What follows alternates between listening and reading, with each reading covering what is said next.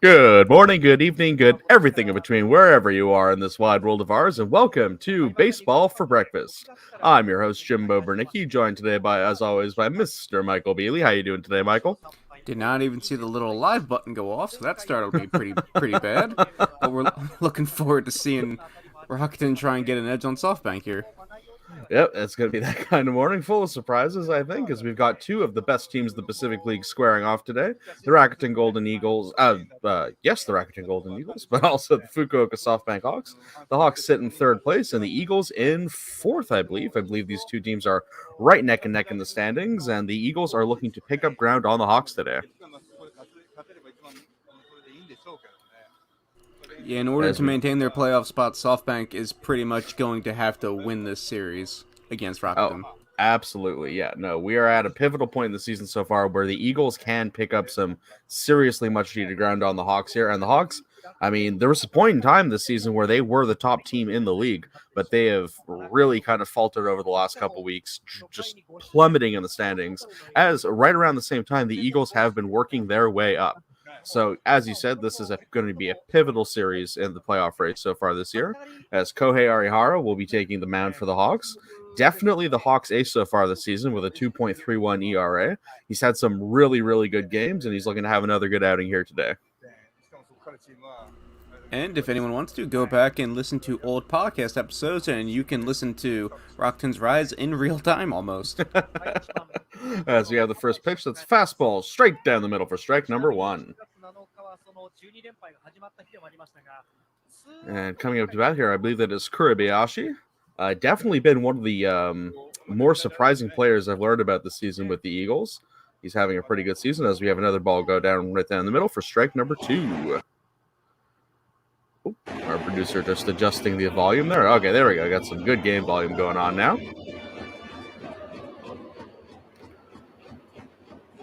As we already hear with the 0-2 pitch. And big swing and a miss for strike number three. Pretty much as perfect a start as you can hope if you're a Hawks fan, as the first batter for the evening for the Eagles is down on strikeouts. So three pitch outing. So you see that fork ball there. Got a big swing and a miss. I think we've gone to this part of the Hawks season where something as simple as a first inning strikeout is very exciting to SoftBank fans. Just Absolutely. Trying to keep everything clean.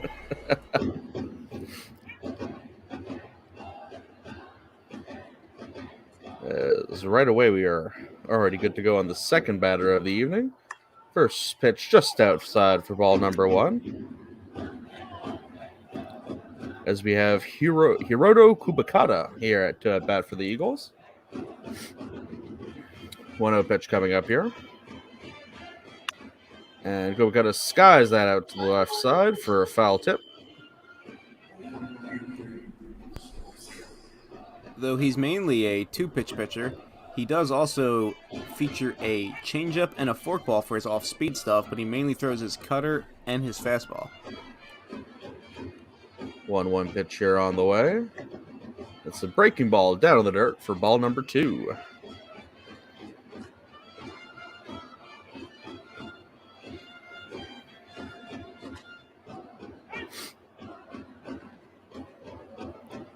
Arihara with the 2-1 delivery. As Kodakata hits that out to right field, lands safely, and he's probably going to... Oh, no, or is that a foul ball? Oh, it was a foul. My mistake. And there's not a lot of foul room over there. Just off to the side.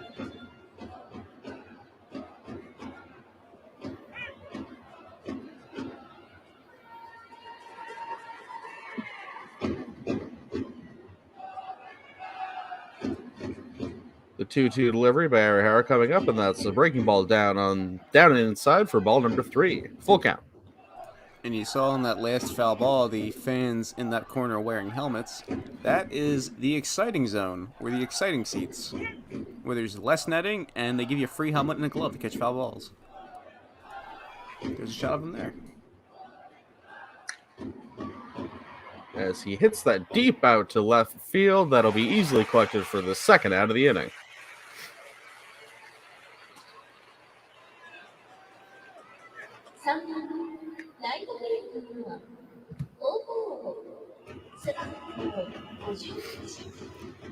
Two quick outs here as they're showing on the board now.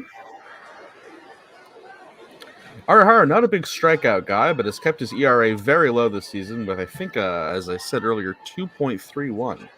So a very crisp ERA to have. Lowest of his career so far, as Yuya Ogo comes to the plate. And the first pitch, breaking ball, just inside for strike number 1. Arihara returned to Japan this year after spending 2 years in the U.S., perhaps using what he learned there over here. As we have another strike in there for strike number 2. His American outing not that successful compared to his Japanese career, but he has been lighting it up since he's come back. A bit marred by injury in his first year, though. I don't know if he ever quite recovered from that. And the 0-2 delivery on the way as Yogo skies that right back for a foul tip, staying alive in the at-bat. And it's nice calling the games at PayPay Dome because we get all the fancy SoftBank technology.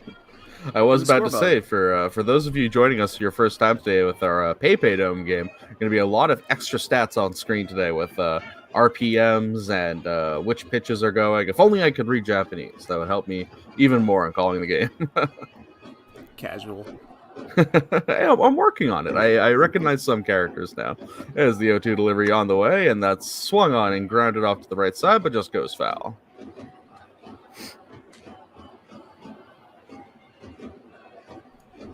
PayPay in reference to their payment app on Yahoo Japan and not a cartoon frog. Just because I know someone's going to ask that.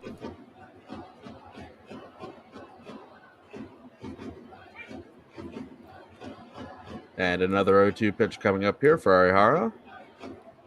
Looking to pick up his second strikeout of the evening. And the pitch way inside for ball number 1.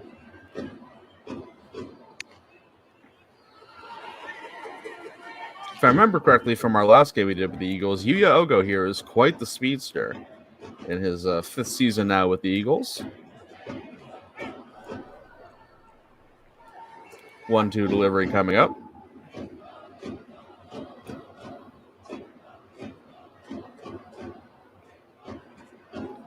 And the pitch just outside for ball number 2.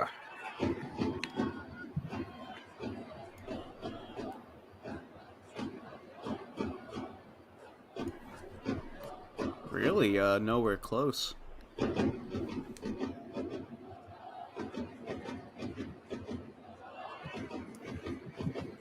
2-2 delivery coming up here as the catcher sets up on the outside. Breaking ball down to the dirt for ball number 3. Full count.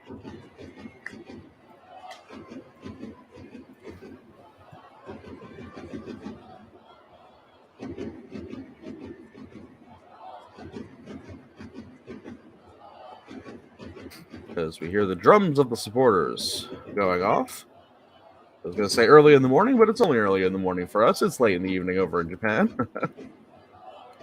At the 3-2 pitch coming up here. And way high for ball number 4 as Arihara issues his first walk of the evening.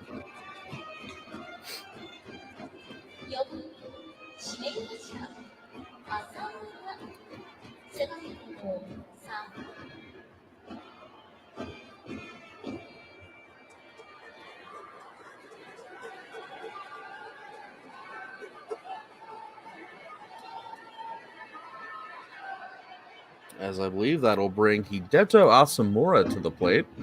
Rocket's cleanup man and having one heck of a season for the Eagles so far. 21 home runs, batting .280.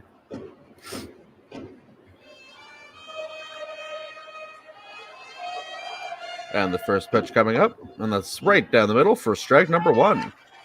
Following that walk, if I'm reading this right, that would only be his 14th walk all season. My goodness, wow. Wonder if that's a matter of plate discipline or he just hits it usually.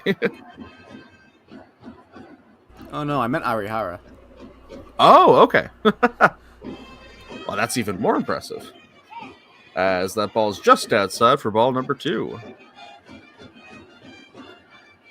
Checking out the chat here, we got everyone pouring in. We got someone in from Denver, people in from New York, and we got Harrison here pulling an all-nighter. We know that feeling. 1-1 pitch on the way as he hits that out to the left side, and that'll land safely as left fielder picks it up, and we'll relay that down to third base as Ogo reaches third. Easy stand-up double for Asamura. Are they gonna? Did he make it over to second, or is he gonna stay over at first? Unfortunately, the camera was focused on the runner. It's a nice bit of hitting.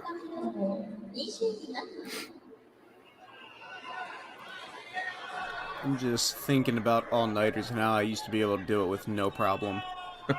And now in my ancient age, it's much more difficult. So Asamura stopped over at first. That won't be a double, though the runner did advance from first to third. As we have runners on the corners with 2 away here, as Arihara looks to work himself out of a jam here in the first inning. And that will bring up the next batter. Let's check my score sheet real quick here. It's Takeru Okajima, catcher for the for the Eagles. First pitch, breaking ball just outside for ball number 1. I don't know what Kai is calling for, obviously, but that, like, outside corner out there, just, they keep missing way out there. Yeah, it doesn't seem to be the umpire's preferred zone. As we all know, it's, not uncommon for umpires to have certain areas they prefer the ball to be. We could get Angel Hernandez out there. Oh, no. It's one of the best parts about watching MPB. No Angel Hernandez. It's the 1-0 pitch coming up here is that's just outside for strike number 1. It's funny, he went back to that corner and managed to pin it that time.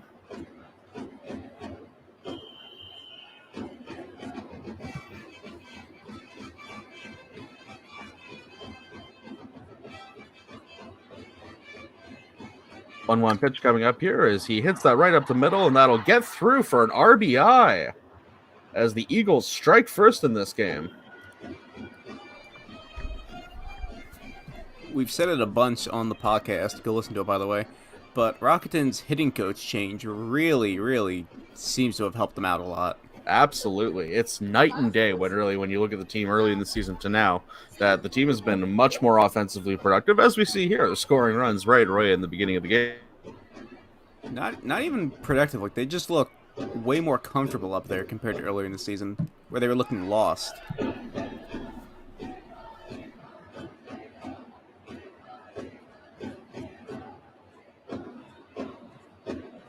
As uncharacteristically poor start for Arihara to begin the game here. Runners on first and second with 2 away.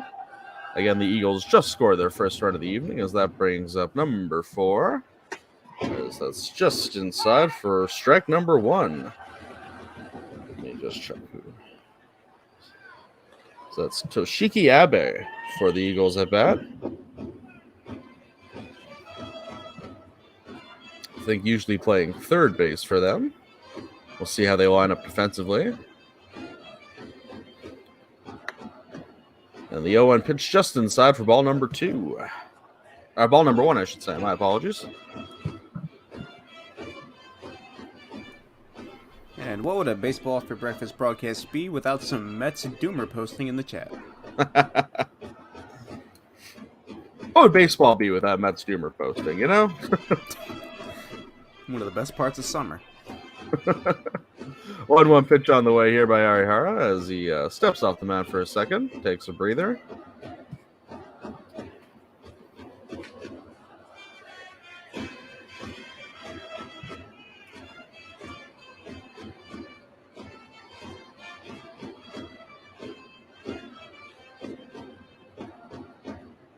As he gets ready for the 1-1 delivery. And big swing and a miss by the batter. Strike number 2. Though I am normally a pitch clock fan, you can boo me later, it is nice to be able to watch NPB and just get a break from that after a while. I don't know if that was everyone or just me, but I lost you there, and I also lost connection to the video for a moment. I had a video, but I do not know. Oh, well, there we are. 1-2 delivery on the way as he grounds that up the middle again, and that is collected easily by our shortstop and flipped over to the first baseman to end the inning as Arihara doesn't make it through unscathed as the Eagles draw first blood, 1-0 going into the bottom of the first.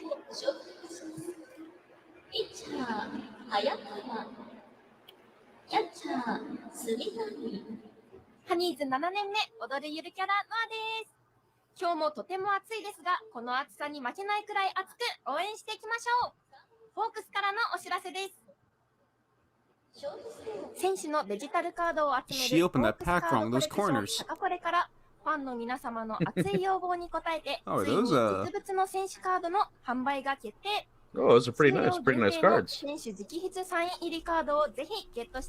company are they put out by Hawks? I don't know. You're much more the card head than I am. Oh, yeah, I guess that's a SoftBank exclusive.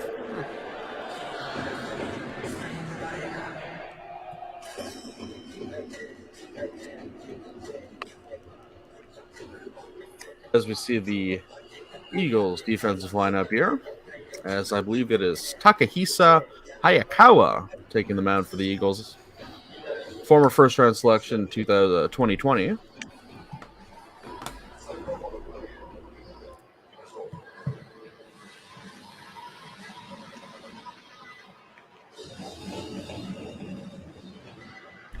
I'll just bring you a quick score update for Harrison in the chat. You might like to know that Oryx is currently up 1 against the Chiba Lotte Marines, and Yamamoto is pitching. Oh, very nice. So you see Hayakawa's stats there. 3.11 ERA, not too shabby for the youngster.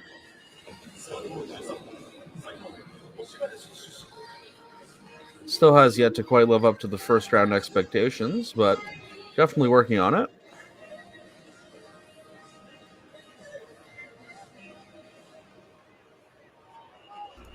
Of course, in 2020, the Koshin tournament, the high school baseball mega professional tournament, was canceled.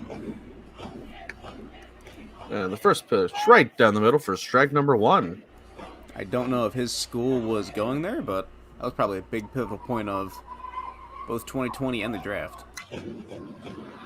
As it's hit right out to third base as Mikael Franco collects it very easily for the first out of the inning.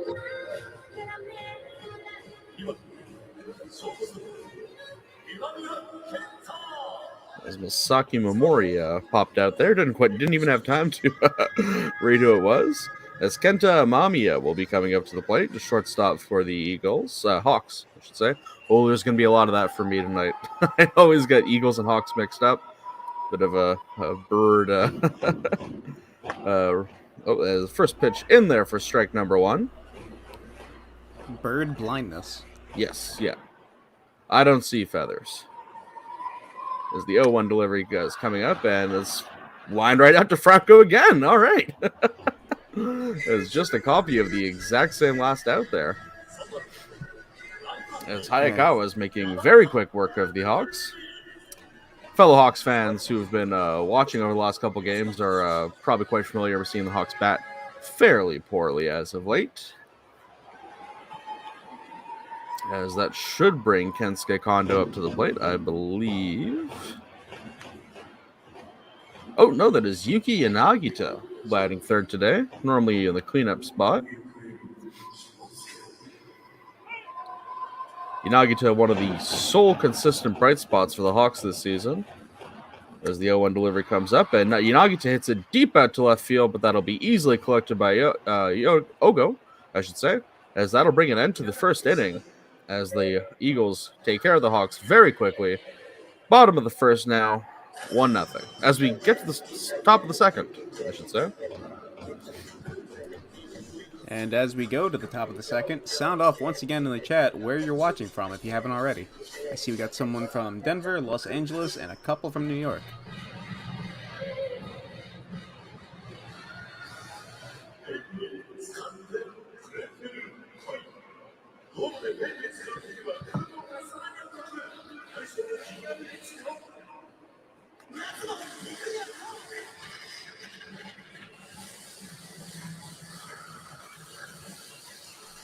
He brought his own cheering towel. Listen, someone's got to believe in you. Why not you?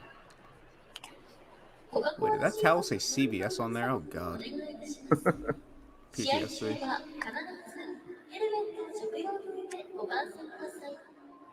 We got somebody from Glasgow. Oh, that's nice. Oh, I was about to say top of the morning to you, but that would be incredibly insensitive. So you went and did it anyway. Well, I didn't actually say it. I said I would have said it. It's not quite the same thing. We have baseball for breakfast regular Cy Hart in the chat. Nice to see you, Cy. Yomi Matic returns from Colombia. As I believe Mikael Franco will be coming up to bat here. As we saw, collected himself two nice easy putouts at third base. Don't know why the chat isn't loading for me.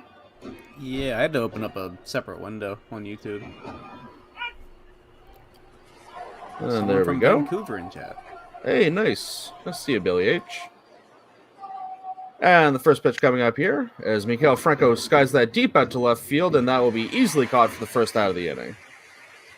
Franco doing his best to reciprocate the easy flow of his first inning at defense. Momon's asking if the UK has a baseball league. Not that I know of, but if they do, it's definitely smaller time compared to the other ones in the world. They do, to my knowledge, but I believe it's incredibly small. Like one of those semi-pro Sunday leagues you often see in soccer. I'm not calling it football. I refuse. As Ryosuke Tatsumi comes up to the plate.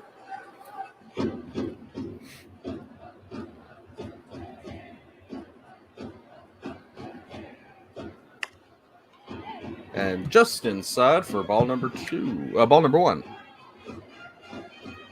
Something I've always liked about Arihara is he works quickly. Again, as you were alluding to, no need for a pitch clock when you got certain pitchers working. As he's just down and outside for ball number 2. Or when you have an offense like SoftBank just being completely swing happy in their bottom of the first. Yeah. 2-1 pitch coming up here, way inside, almost hitting the batter for ball number 3.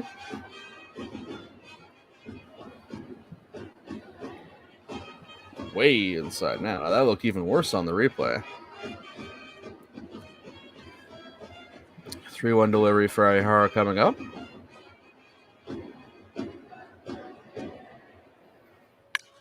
As he hits that right up the middle. That's, I believe, the third hit the Eagles have collected by simply hitting it right up the middle between the shortstop and second baseman. As Tatsumi reaches base for his first at-bat of the evening. Going to watch this on the replay here. Perfect hitting by the center fielder.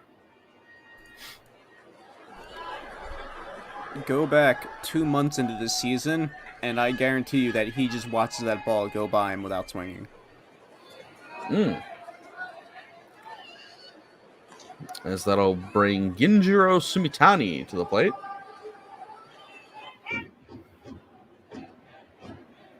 Sumitani, one of the better defensive catchers in FBB.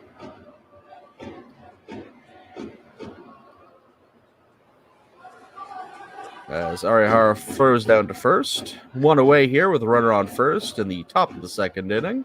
Eagles up 1-0.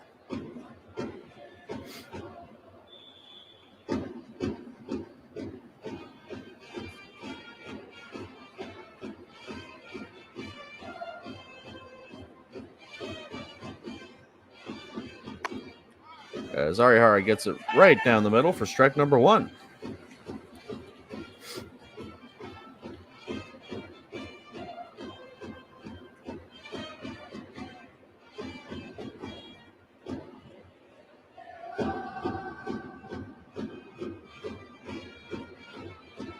Oh, one delivery on the way by Arihara as Sumitani hits it over to... Oh, yeah, as Imamiya was just able to stop that, but will not make the play. As Sumitani reached space safely over at first. 2 men on now.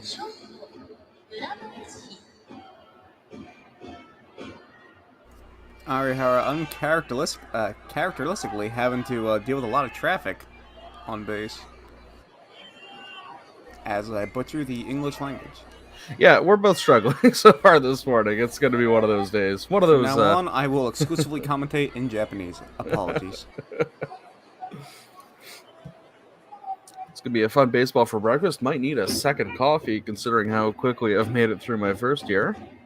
As that'll bring up Mr. Murabayashi for a second at-bat of the evening. 1 away here as Arihara gets a breaking ball down the middle for strike number 1. I do have an iced coffee in my fridge, but I opted for a Monster Rehab because I didn't feel like going downstairs. Simple as. Simple as.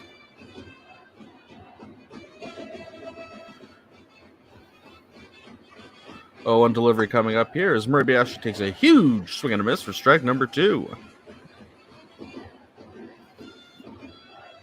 As we see the fork ball doing its work there. Enormous swing by Murabayashi, taking a little pose. 2 on with 1 away here, as Murabayashi is 2 strikes down. Another shot there of Imamiya, his shortstop counterpart for the Hawks. As Murabayashi hits it over to third and flips over to second, down to first for the double play, as the Hawks get out of that inning without giving up any runs. Heading into the bottom of the second, the Eagles are still up 1-0. Was the Owendon just playing the Donkey Kong Country theme right there? I didn't hear. That would be a lot of fun. I think that's what it was.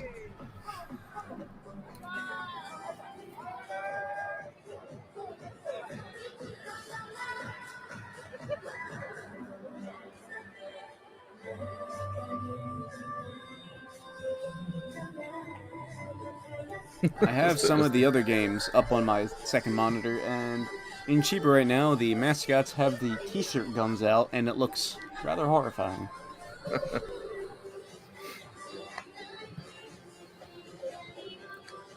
As our viewers continue to pour in, very happy to have you all here for today's Baseball for Breakfast.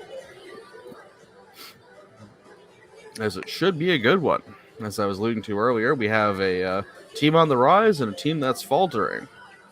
Let's see if the Hawks can turn it around.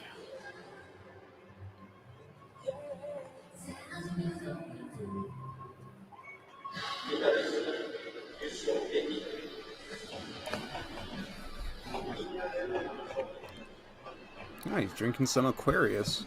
Coca-Cola's version of Pokey Sweat. I recommend it if anyone can find some. Aquarius. It's pretty good. When I was in Hawaii last year, I found a store that was selling a 2-liter bottle of it for like $20. Wow. Because it's Oh my massively goodness. imported, and I bought it like an idiot. Man, that better be good for $20. Oh, it is. Especially in that humidity.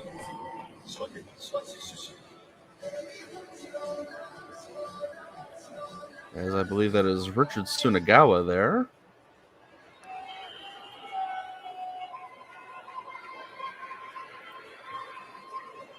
Kensuke Kondo coming to the plate for the Hawks. Along with Yanagita, pretty much one of the few offensive highlights at the moment, though he has struggled as of late. As he fouls that off to the left side.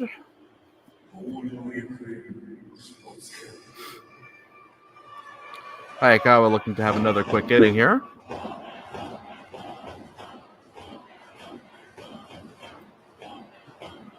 And the 0-1 delivery.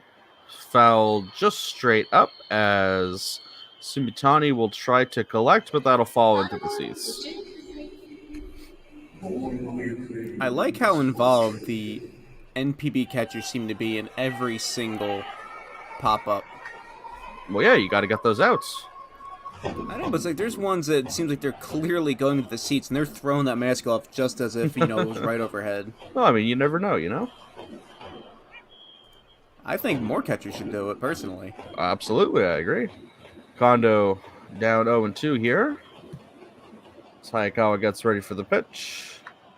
And that catches him just inside.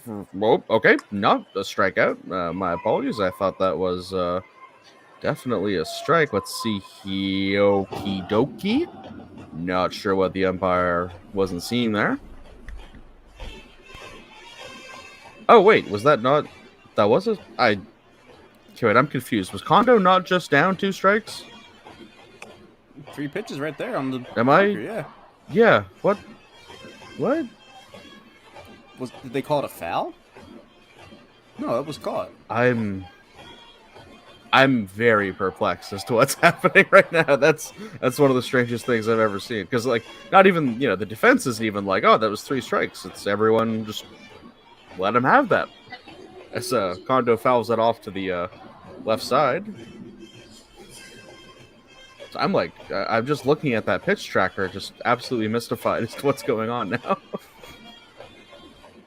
1-2 delivery on the way.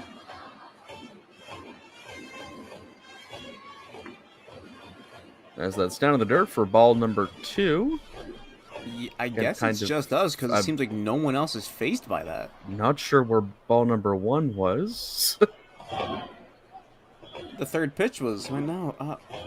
2-2 coming up as Kondo chokes up and stops halfway through that swing. As it'll going between short and left as Ogo collects it for the first out of the inning. Took him a few more pitches, but still collects the out. And Kondo we get definitely a wants that with swing a new back. strike zone. I wonder, I'm going to go check chat. Did anyone else see what we saw? Or are the 2 of us just sleep deprived?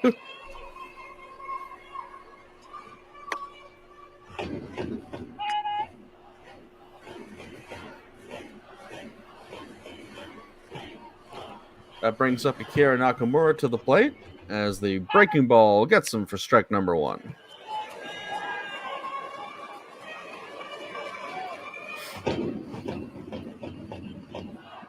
Wait, or strike 2. Wait, what's going on right now? I feel like I'm having a fever dream. When did that second strike come in? I feel like this is, that episode of Futurama where time's skipping around in the basketball game?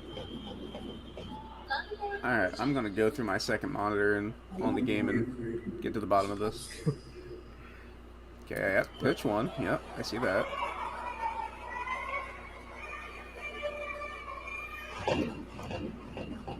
Hayakawa with the 1-2 delivery, as that's down in the dirt for ball number 2. I'm guessing.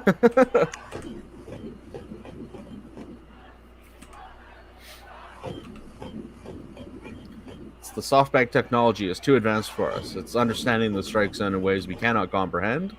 As Akamura fouls that back to stay alive in the at-bat. I think he's just working really fast, because I even got confused on the replay. Like, there was a camera cut, and then all of a sudden there was another strike. I don't know. 2-2 delivery by Hayakawa coming up here as Nakamura fouls that off yet again to stay alive.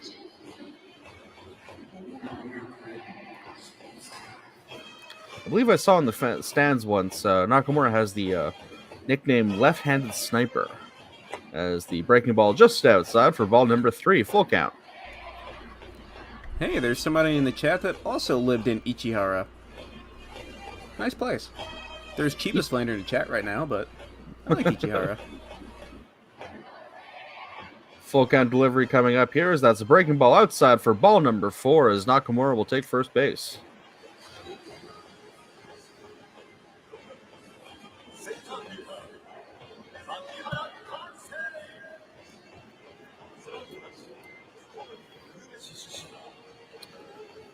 One on and one away here as Taisei Makihara will come to the plate.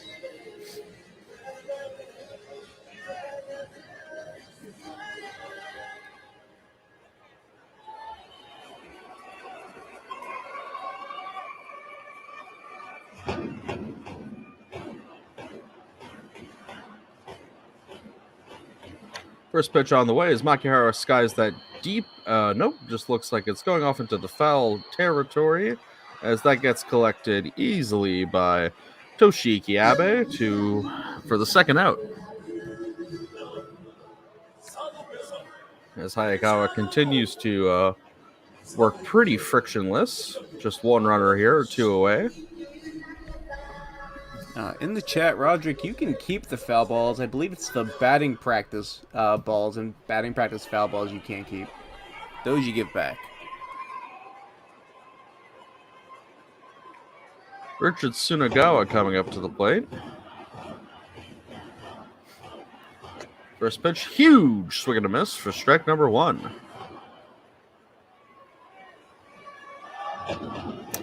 Tsunagawa, born in Japan but of partial American descent. According to his teammate Carter Stewart Jr., he speaks pretty good English. I think his dad was a U.S. Marine or something like that, from what I remember from my interview years ago. As Tsunagawa skies that off to the right side for a foul tip, strike number 2. And I believe he has a brother in the Mariners system. Might be in a different system now, I'm not certain.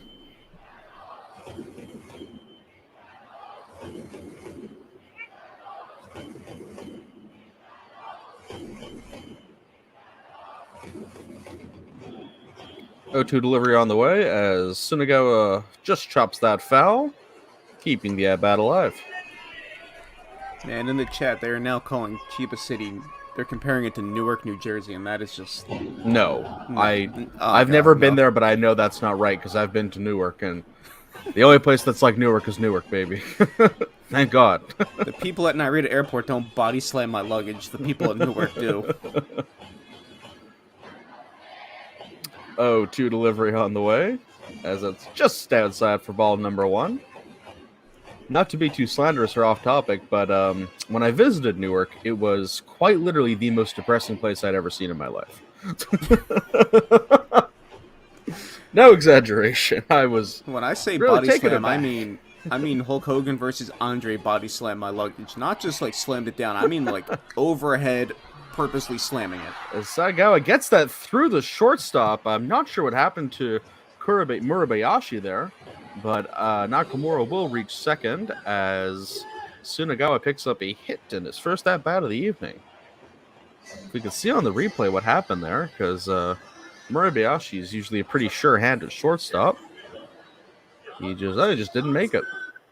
It was weird. He was looking down, though, like he was expecting something different. Nice clean swing there by Tsunagawa.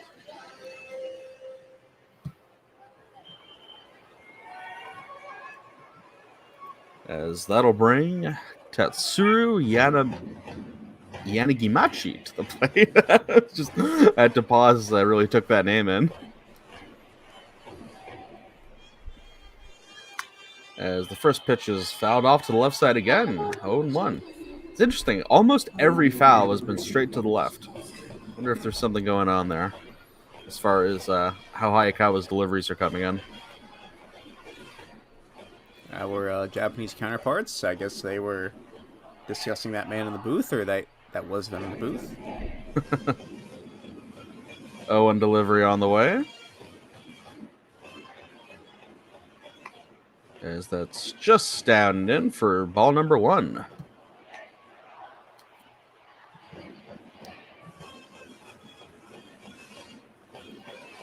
Back to Newark for a second. It's the only place I've ever been in my life where it seemed like color hadn't been invented yet. Everything had a level of gray that I didn't know was capable in the real world. The Sopranos color correction filter.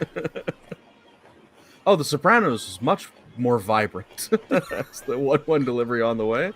As he chops that over to Kurabayashi, flips it over to first base, and that'll bring an end to the inning for the Hawks. Eagles still up 1-0 here in the bottom of the second, as we are rolling around to the third. Alright, so what's the worst airport you've been to as we switch innings? Worst airport I've been to? Let's see, just quick scan through my memory. For me, it's O'Hare. Chicago Yeah, O'Hare. I've never been. Nightmare of a place. I don't really have like a bad airport experience. Vancouver was nice. Calgary was nice. I mean, I guess Edmonton kind of sticks out in that I don't remember anything nice about it, but it wasn't like Somebody was bad. wearing Oilers gear near you. No. I mean, now that I think about it, every airport I've been to, I remember in a nice way, except Edmonton, which I just remember being like just kind of like it just felt like a bus stop that planes happen to stop at. San Francisco I really liked, mainly because I do red eyes if I go out of San Francisco, so there's nobody there. Pretty You would good. expect Philadelphia Airport to be a mess, but it's compared to Newark, it is like the happiest place on earth. I live right next to Pierre Elliott Trudeau Airport here in Montreal, and it's pretty nice. It's not too bad. Honolulu Airport's great, but I mean, I mean, I'd you're on a expect. yeah, nice NPB exhibits there. They got some in the airport. Actually, I do have a Winnipeg Airport was very nice on the Winnipeg. inside, but looking out the window, similar to Newark, just white as far as the eye could see, like a level of desolate, snowy hellscape I'd never seen before in my life. Now with the Japanese airports, I've done Narita and Haneda. Narita is all nice and touristy and bright and happy. Haneda is much more businesslike.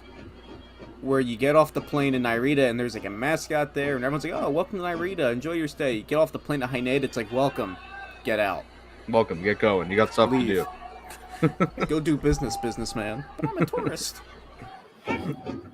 Kobakata coming up for his second at bat of the evening. I believe grounded out in the first as Arihara throws seems like a two-seam fastball just outside for strike number one. And sound off in the chat. What are your favorite airport experiences? Best airports you've been to, worst airports you've been to. Just let us know. As the 0-1 delivery by Arihara coming up, and that's way inside, nearly clipped Kobakata for ball number one.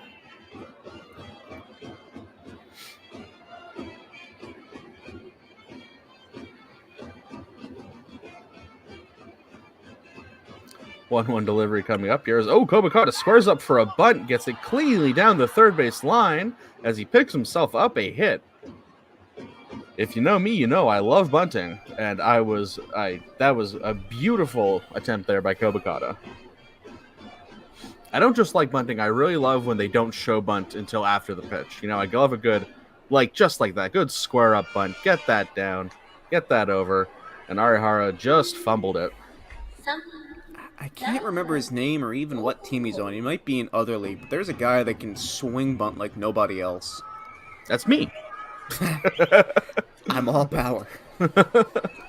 That was one of my main moves back when I played baseball. I loved My just main moves. Yeah, just looked like I was going for a swing, and then I would swing and just stop for a bunt. Is that what we're calling it? The lack of power? Oh, that was my bunt move.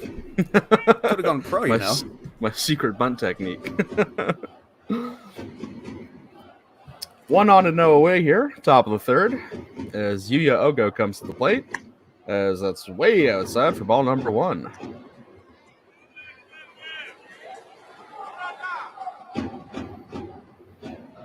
Ogo, I believe, if memory serves, earned a walk last time up and was the run that scored earlier off the Takeru Okajima hit.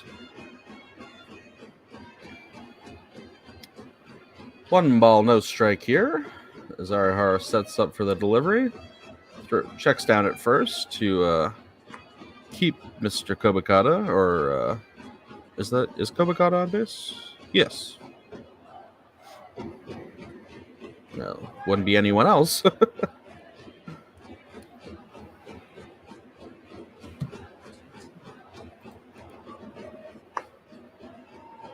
Just inside for ball number 2.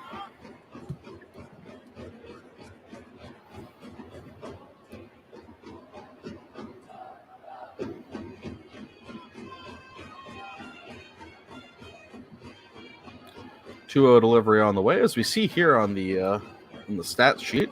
I believe that's showing the amount of stolen bases this year, and that is one thing the Eagles have been good at all year long, is they are a very active team on the base paths. As Kobakata is running over to second and cleanly gets in the nick of time.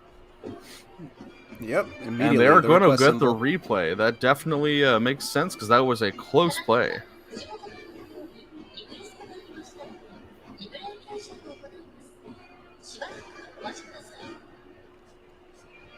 Didn't even like get on the phone and check to see, you No, know, he's should like, we do I this? think that Immediately. was. Box. Okay, request time. I think we've had one pretty much every broadcast this year, I think. Feels like all of them.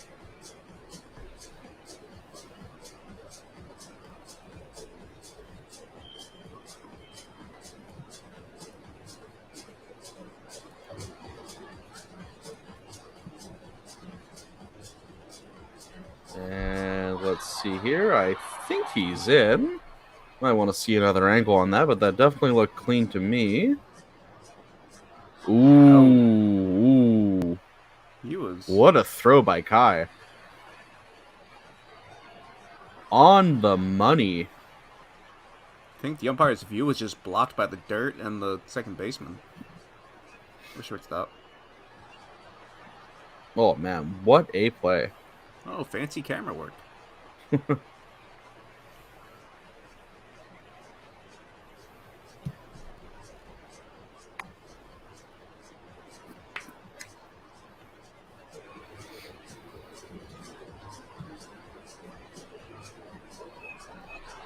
Not entirely sure why they keep showing it, because I'm pretty sure we know what happened now. As we get confirmation there from the umpire, and that is an out. Well reviewed by the manager, and well thrown by Kai.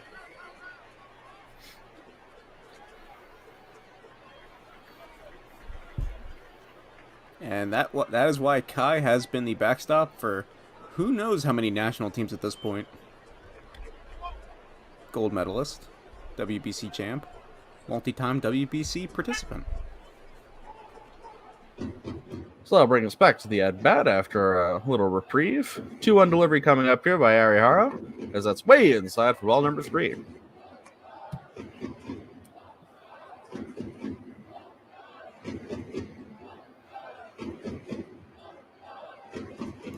Arihara already at 45 pitches pretty early now into the game.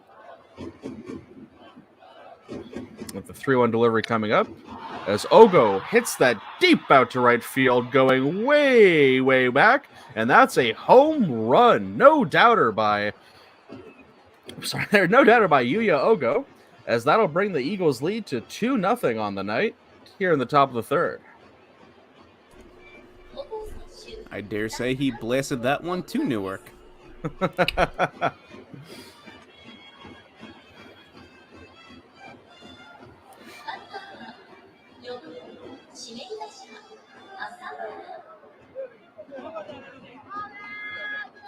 As we'll see this here on the replay.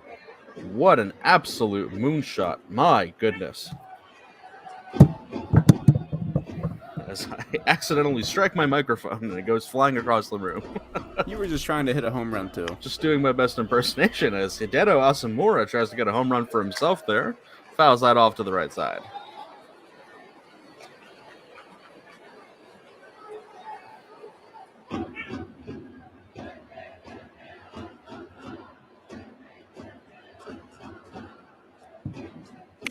On delivery here as Asamura hits that also very deep out to right field, but that'll be easily collected by Yuki Nagita for the second out of the inning.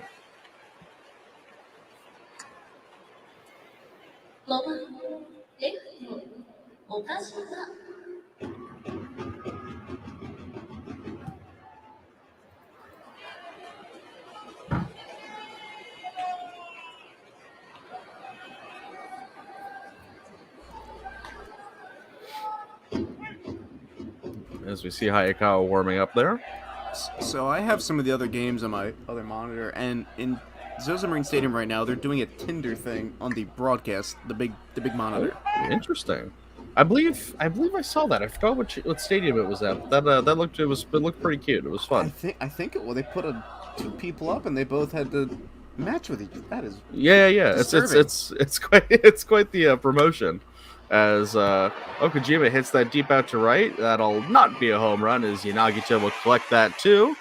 And that'll bring a end to the half inning for the Eagles. Bottom of the third coming around here as the Eagles are now up 2-0 over the SoftBank Hawks. I mean, they both said yes, so I don't know what happens now. Well, that's the thing, right? I have two questions. One, what happens after they say yes, right? Do they have to go meet each other somewhere later? But two, what happens if someone says no? That's got to be brutal. That's got to be absolutely brutal. But I suppose they probably do their best to find two eventually attractive people. Yeah, I'd have to imagine that.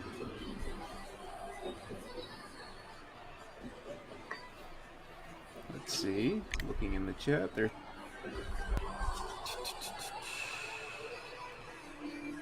Someone talking about getting cornered in. What city is that? Someone got robbed once in Saitama. That's interesting.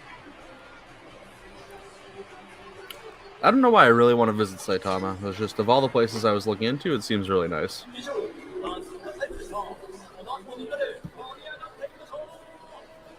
If you want to see some stuff, go to Kansai? Dotonbori. You will see some stuff. Dotonbori. More specifically, Namba and America Town. You will see some. America Town. Yeah, it was covered in graffiti and trash. Nice. I'm going to assume that was on purpose.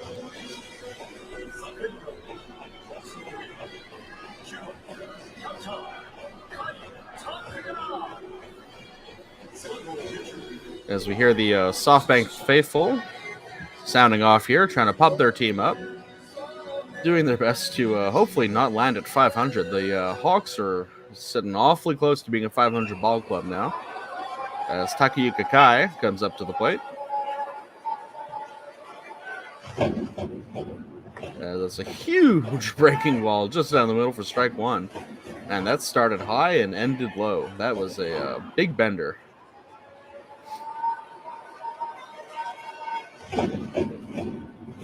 As we saw Takuya Kai's stats there, not great at getting on base, all things considered, as his on base percentage is just a little bit over his batting average, as he takes a big swing and a miss there for strike two.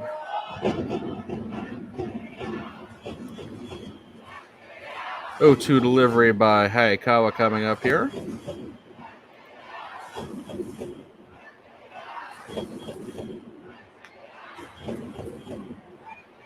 My video froze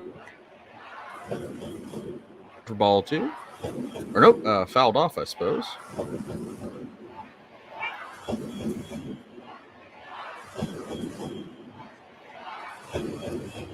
Go-to delivery on the way as Kai takes a huge swing and a miss for a big-time strikeout.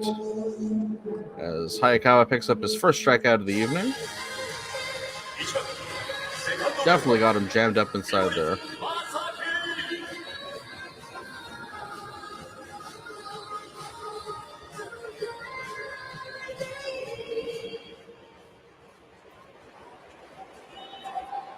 That'll bring Masaki Momori to the plate.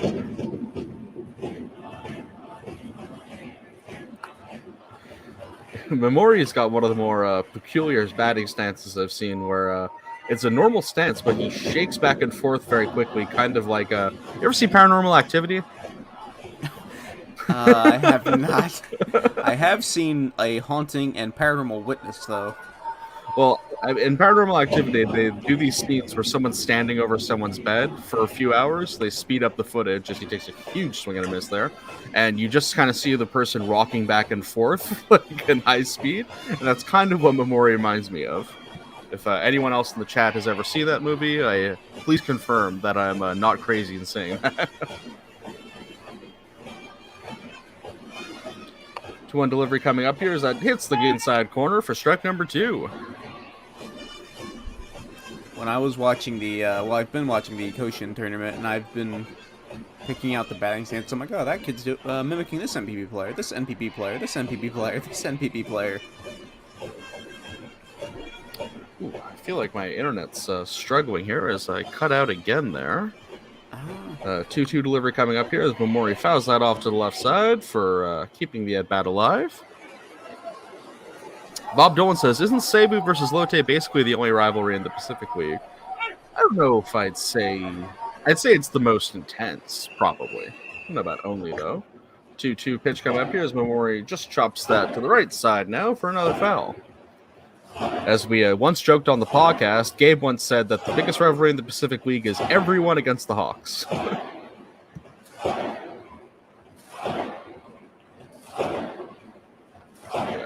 Fans here are chanting ominously. 2-2 coming up here as he chops that straight to Hayakawa, who throws it over to first for the second out of the inning.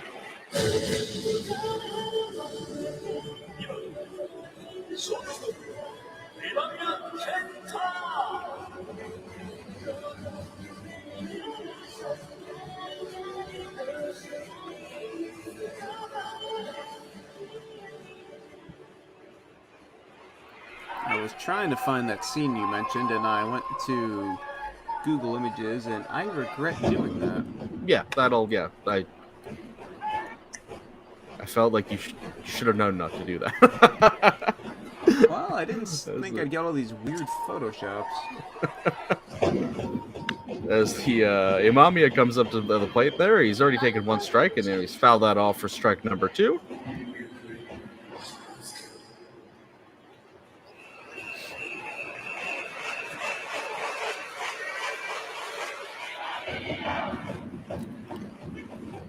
Imamiya having a pretty decent season so far. Been very good defensively and having one of his better offensive seasons. The 0-2 delivery comes up, and that's just a little high and inside for ball number 1. My hotel earlier this year in Kamagaya in Japan was haunted, but thankfully, nothing ever showed up. It was just stuck to bed shaking. Okay, just a little bed shaking here and there. Only when the lights were off, so I kept those things on. Thought it was an earthquake at first, and then the earthquake thing had been silent for a while.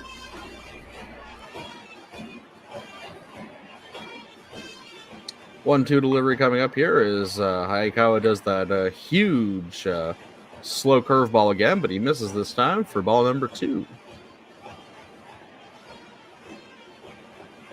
2-2 delivery coming up here as Imamiya just pops that out to the second baseman, collected easily to bring an end to the inning. Eagles still up here 2-0 coming into the top of the 4th as we have reached our first sort of third-way marker through the game.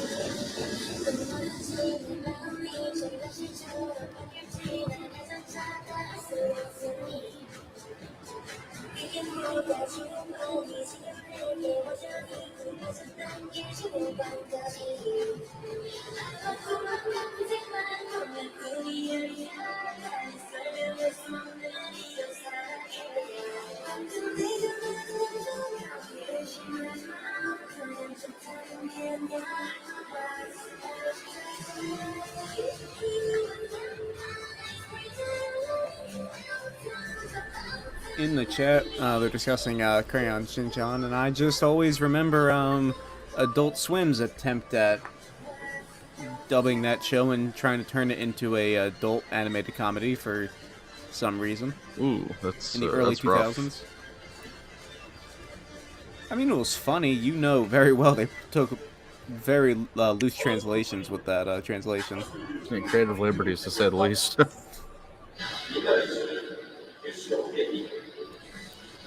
2004 Adult Swim. Interesting times. Time to be alive. Wait, you were alive in 2004? Yeah, I was watching Aqua Teen Hunger Force many years before I should have.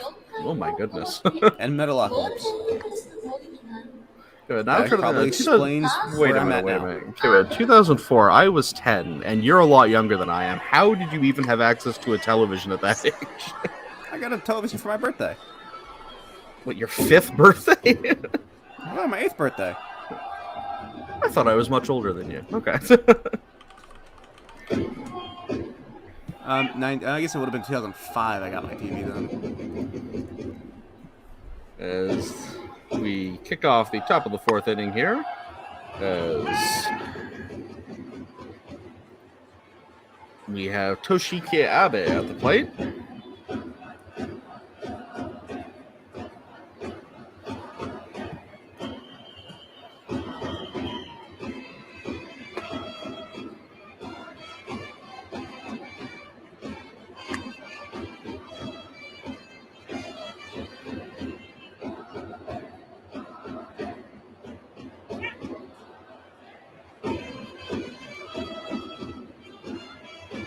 1-1 delivery by Arihara coming up here.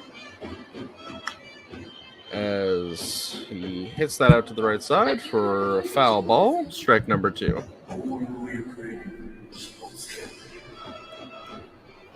That was some ominous PA announcements. 1-2 delivery on the way here to Mr. Toshike Abe. As he chops that over to the left side, and it gets through Miramori, and he will reach base easily there. Just a little reminder here that our next game coming up is on August 20th between the Oryx Buffaloes and the Hokkaido Nippon Ham Fighters. You can join us. That'll be one of our 1 a.m. start times, or I believe midnight, for a midnight matinee. We'll probably be joined by Gabe Urban and also Mr. Michael Beasley, our everyman who's on every broadcast. They don't give me the day off. There were others, but they got retconned. Retcon gun. Top of the 4th here, no away with 1 man on first as Mikael Franco comes to bat.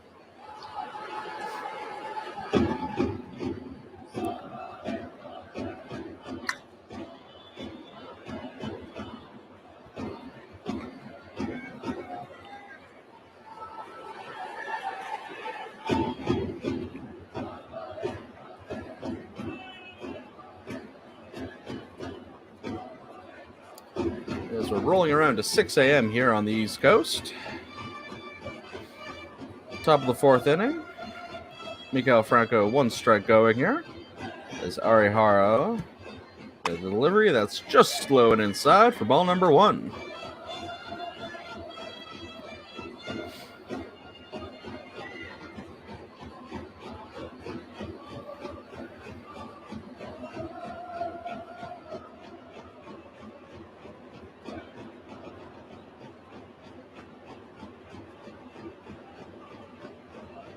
One delivery on the way as Mikael Franco takes a huge swing and a miss for strike number 2. You see the 2-seam fastball there, getting good breaking action going inside.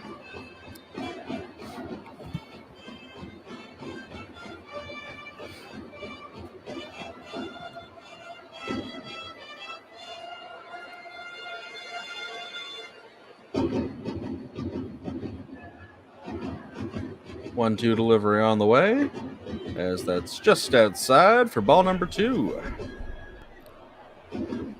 What I most associate Mikael Franco with is that 2019 Phillies season where, due to the signings that the Phillies had made in that offseason, the previous offseason, he got bumped down to the 8th batting spot in the order.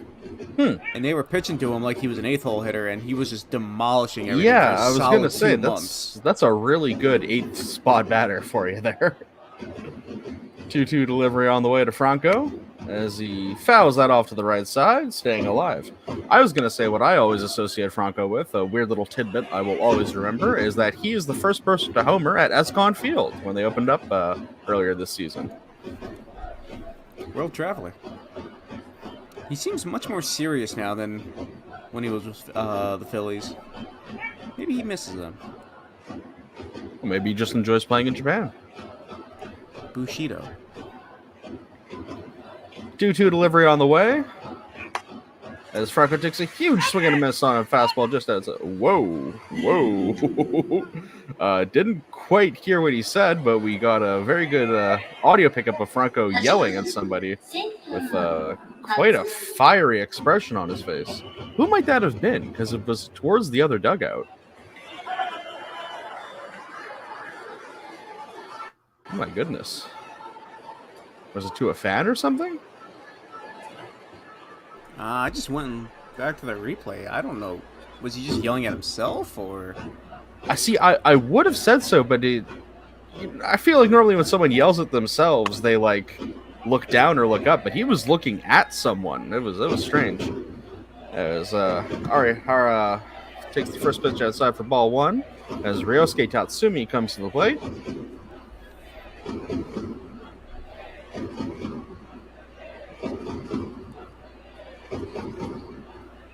One-0 delivery coming up here as Tatsumi fouls that off to the left side. 1-1.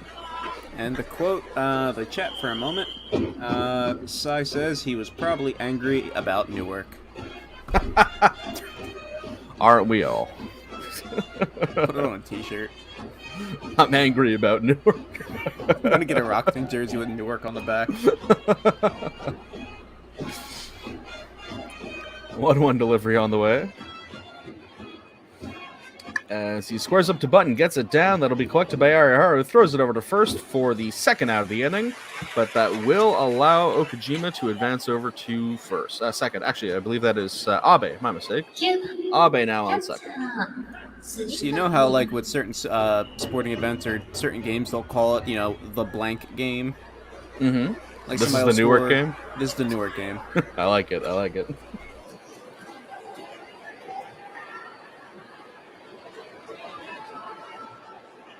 Well, I will go on Japanese Twitter and try and figure out if anyone else has figured anything out. That brings catcher Ginjiro Sumitami to the plate. Picked up a hit his first time around here, looking to pick up an RBI. With Abe on second. 2 away here, a man on second, as he takes a huge swing and a miss for strike number 1.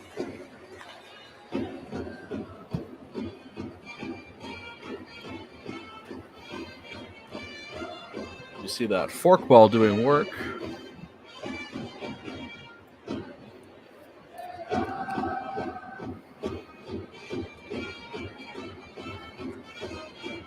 Oh, 1 delivery on the way as he takes another big swing and a miss for strike number 2.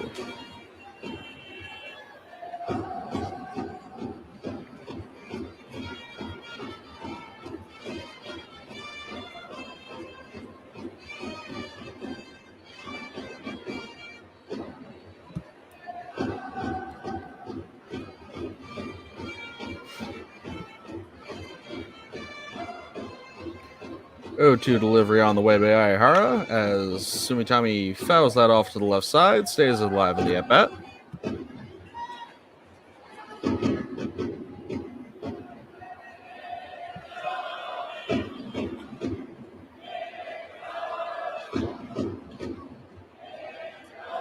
All right, I have concluded my investigation. There are 2 theories. One, someone on the SoftBank bench said something, which I doubt. Well, yeah, I don't think that's and it. The prevailing theory is he's just mad at himself. And also, the fans on Japanese Twitter are vicious. Some of these tweets, my god. I did not expect... It reminds me, you ever see that tweet of the guy who said, smell crazy in there about a nightclub and the ensuing nuclear fallout from Indian Twitter? It was quite the incident for that guy. 0-2 delivery on the way.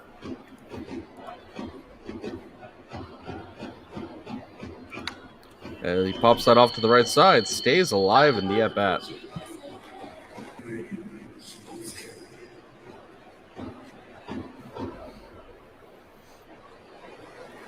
As we see Arihara's forkball once again. Obviously don't have the advanced metrics, but it looks like that pitch has been working pretty well for him. Not sure why he's not sticking to it more. But, maybe for all I know, all 7 hits have been given up off it, and we just haven't seen the replays. 0-2 delivery on the way. Sumitana fouls it off again to the right side, though he's getting further and closer to actually getting it in the field of play as every foul ball goes. For the amount of traffic that Arihara has put on the bases and had to deal with, only 2-0. Yeah, 2 runs isn't the worst, given that he's given up 7 hits and 1 walk over 3 innings, so almost 4 now, if you can get this out here. 0-2 delivery on the way once again. As Sumitani looks to maybe pick up a hit instead of fouling it off. We'll see. And huge swing and a miss as Arihara picks up his 2nd strikeout of the evening. And that'll bring an end to the Eagles' inning. Going into the bottom of the 4th now, the Eagles are still up 2-0 over the Hawks. Hawks looking to make a comeback here.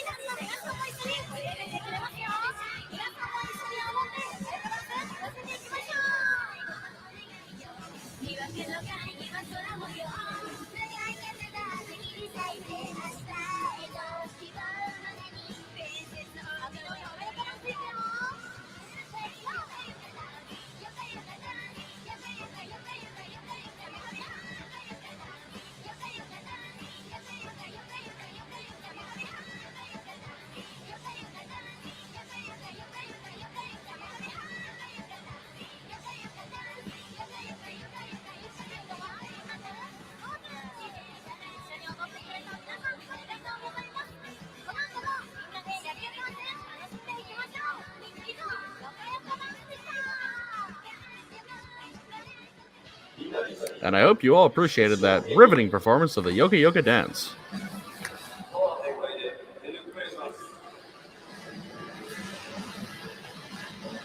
I was just wondering, as far as in between inning entertainment goes, are the Marines the only team that do the race with the guy there?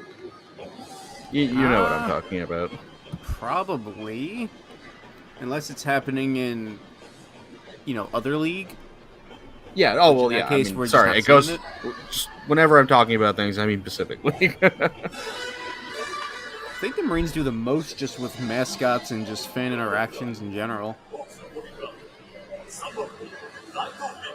Something I noticed once, I don't know if I've ever mentioned this, but in the seventh inning stretch song for the Hawks, they they show video of a bunch of different fans singing the song, and one time they cut to the video of the fans singing, and I see Jushin Thunder Liger on the screen singing, and I was like, what?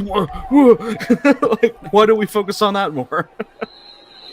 Yeah, I didn't know, but the Yoka Yoka dance was the ending to Dragon Ball Super for a couple of season. Huh, really? I didn't know that.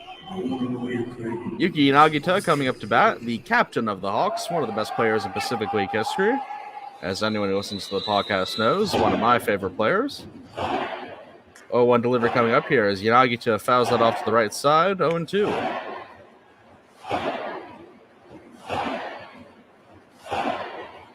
The Hawks fans seem to have adopted the skull clap from the Icelandic national team. Oddly specific. Oh, you don't remember that from the World Cup? 0-2 delivery coming up here. That's way outside for ball number 1. I don't think I ever saw any Iceland games. No, they had that thing there where all the fans clap slowly together, like boom, boom, and they slowly speed up as it goes. 1-2 delivery on the way as Yanagita hits that off to the right side as that's collected by Kobukata, throws it down to first. 1 away. Was Team USA in the last World Cup? Did they get eliminated early? Wow, that's a good question. No, they were. I remember they played England. Yes, they did get eliminated early. I think 2018 was the Trinidad and Tobago massacre. I think. Where they were eliminated by Trinidad and I forget the other part of the country's name, but Tobago. Yeah, they were already eliminated and they beat the U.S. team pretty bad. That's brutal. The U.S. team, I believe the women's team just crashed out of the World Cup too. Yeah. As Kensuke Gondo comes up to bat here as we're talking about soccer for a brief moment. I usually just watch delivery Samurai on the Blue, way. being the unapologetic weeb that I am. As Hayakawa gets that in for strike number 1.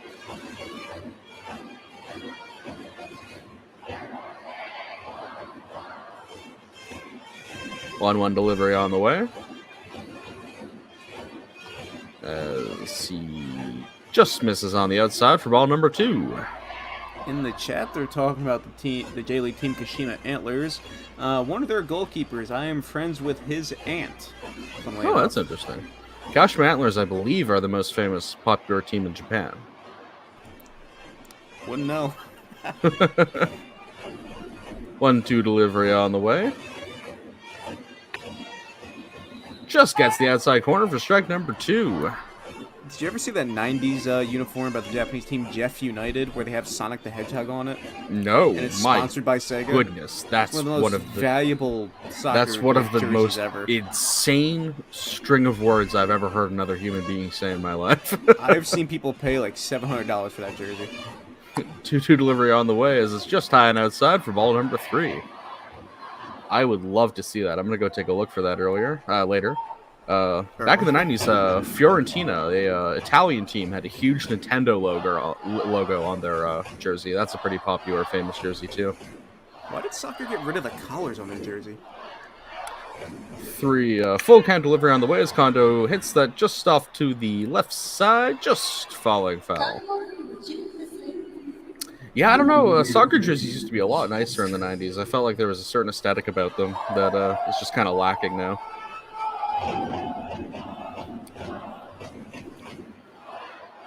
Full count here with 1 away as we're on the bottom of the 4th inning. Kensuke Kondo looking to get on base for the first time tonight. As he hits that right up the middle, and Hayakawa can't handle it as Kondo makes it over to first base. For what feels like the first hit of the evening for the Hawks, though I believe it is the second. This game's just been ground ball central. I think everything's just been a ground ball through the infield. Yeah, I believe a home run. I think that's like the 5th hit we've seen that went straight up the middle. And they don't even have like shift restrictions.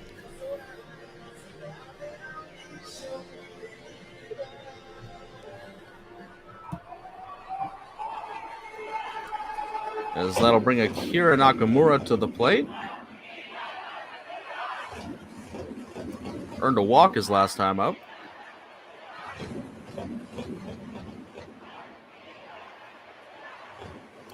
Not known for being a power hitter, but usually hits for average very well.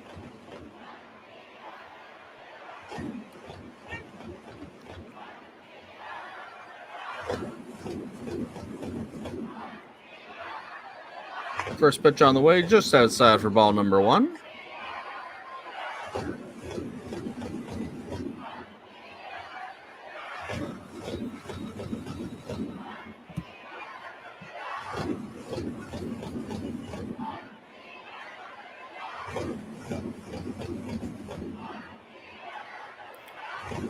One 1-0 delivery on the way as that goes right down the middle, catching Nakamura looking. Strike 1.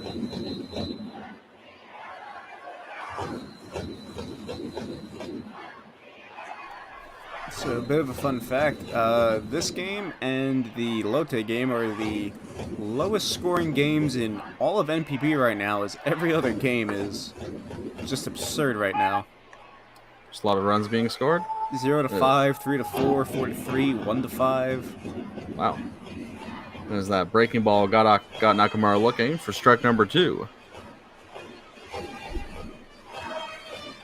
Roger Tillman points out that Hayakawa was lucky to have not been hit by that pitch, the one that was grounded right up the middle, right between his legs. As Nakamura hits that off to the left side, as Ogo collects that cleanly. Throw that back over to second to keep Kondo at first.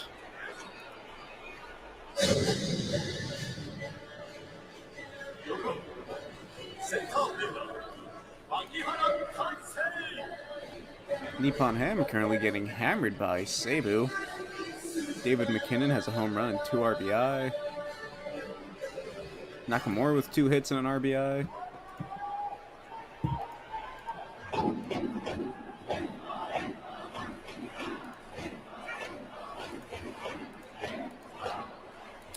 One on and 2 away here as Makihara comes to the plate.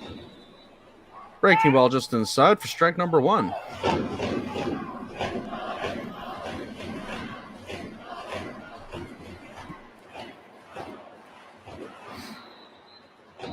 Makihara wearing the Inagita eye black. As that ball was just outside apparently for ball number 1. Does the eye black even help when you're in a indoor stadium environment? I mean, I guess all I know is Yanagita wears it usually, and he's pretty good. So I'm gonna go with yes. 1-1 delivery on the way. As Makihara skies that out to center field, and that's collected very easily by Ryosuke Tatsumi. Bringing it into the 4th inning, going into the top of the 5th here, Eagles still up 2-0 over the Hawks.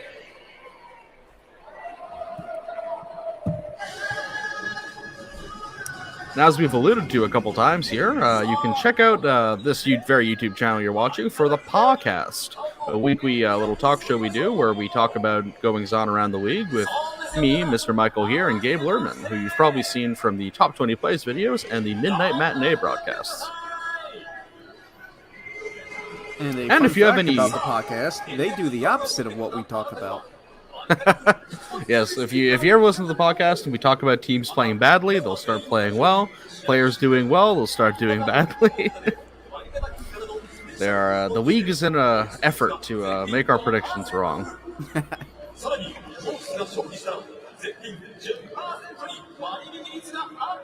And if you have any questions you'd like answered on the podcast, you can put them in here and we'll try to keep track of them. And maybe tune in next week and we'll try to see if we can get them in there.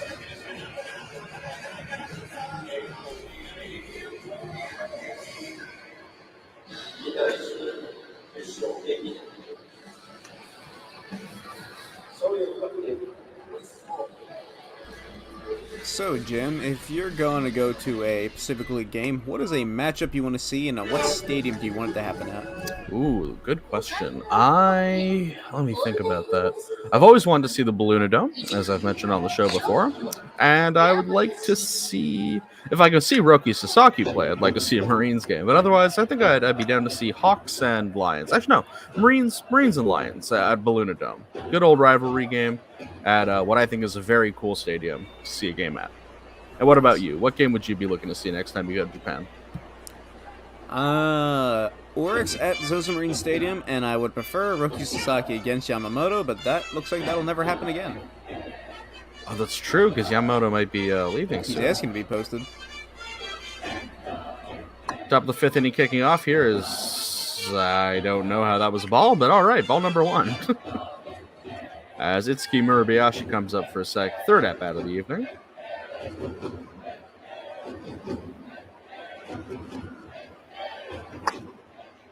Arihara definitely hit the corner that time for strike number 1.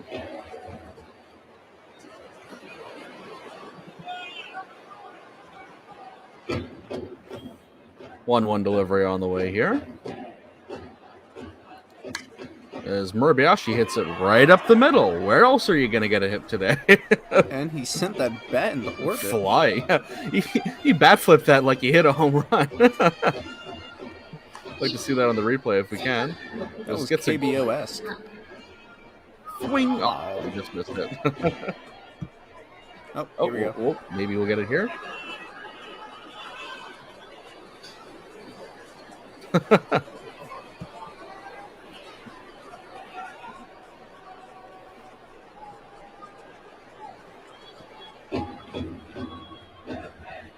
Man on first with no away here as Kobakata squares up to bunt.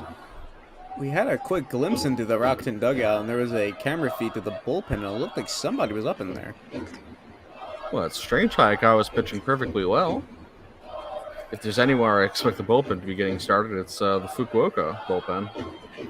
Maybe they're just stretching for just in case. Maybe it's a bit of a glib, sardonic thing, but with all the balls getting hit straight up the middle, maybe they're just hoping no one gets injured. Just prepping for that. As that ball is just outside for ball number 1. Right. Oh, sorry. I didn't know why there was already a pitch this inning, or this at-bat.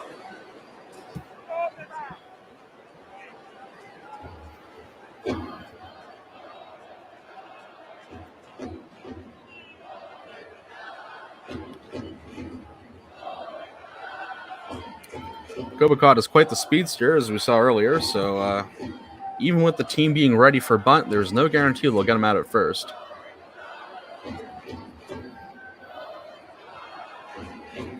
And the pitch as Kobakata gets that down the first base line. Nakamura collects it, flips it over to the second baseman covering first for the first out of the inning. But that will advance Murabayashi. As that brings Yuya Ogo to the plate. We saw that huge home run, where during the home run call, I swallowed my tongue. I forgot what his name was.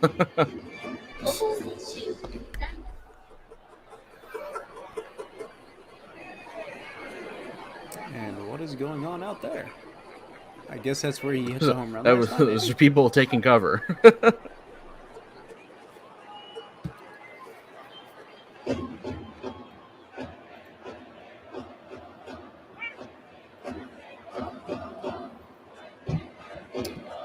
One away and a runner on second here in the top of the 5th inning, as the Eagles still lead 2-0 over the Hawks. Arihara setting up on his 76th pitch of the evening so far. As breaking ball definitely high for ball number 1.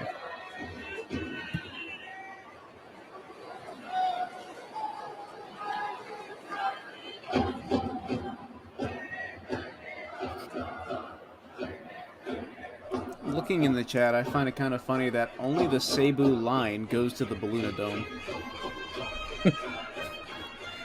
No one else, just our trains.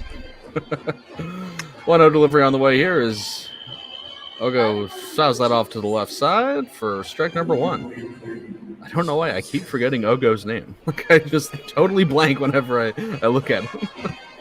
When I was in Osaka and I was on the Kintetsu line, I had one of those, I know them moments. I got the reference. You know, Oris Buffaloes used to being the Kintetsu Buffaloes. Oh, yes. 1-1 delivery coming up here.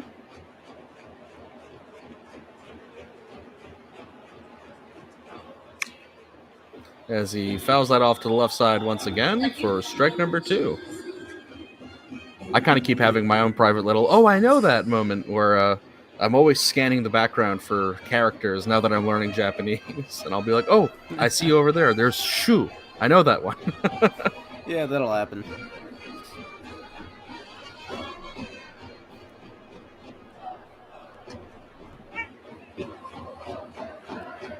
One-two delivery coming up here.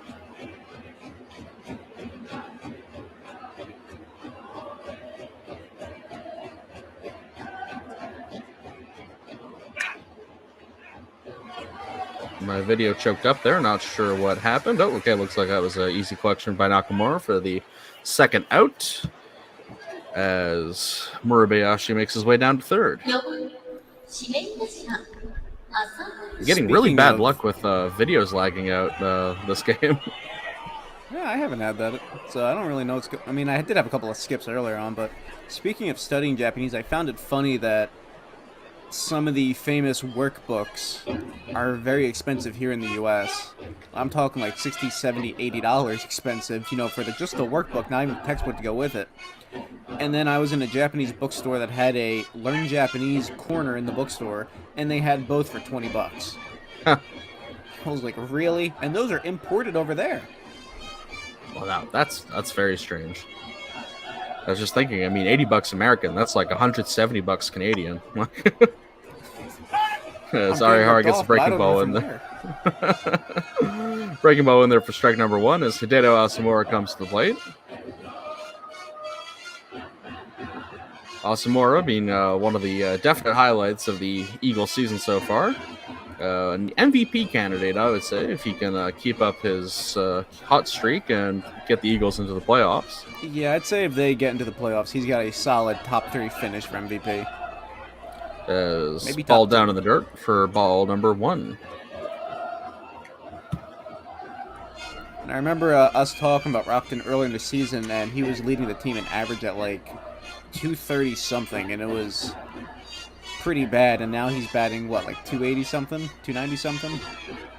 Yeah, and I think leading he's in Rockton in every offensive category, except stolen bases, which like one. he's got 4 teammates in like the top 10. 1-1 delivery on the way. And that's down in the dirt once again for ball number 2. In the chat, Dolan, I do not remember. It was in a shopping mall. Book Off has everything cheap, but when I'm there, I'm usually in the toy section like a child. Book Off's a massive secondhand storage chain, and you can find everything there. No, that's interesting. 2-1 delivery coming up on the way here.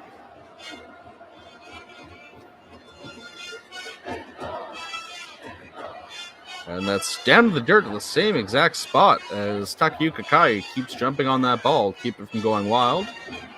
3-1. In the Matsudo Super Book Off, I was there and I saw an old man buy a Gucci watch for the equivalent to $2,000 in cash. Wild things happen in Book Off after midnight. Yeah, seriously. Is that a normal thing in Japan? Are a lot of things open after midnight? Matsudo's like it's like the downtown's the same as the train station, so I think everything there is open much later. Okay, interesting. 3-1 delivery on the way.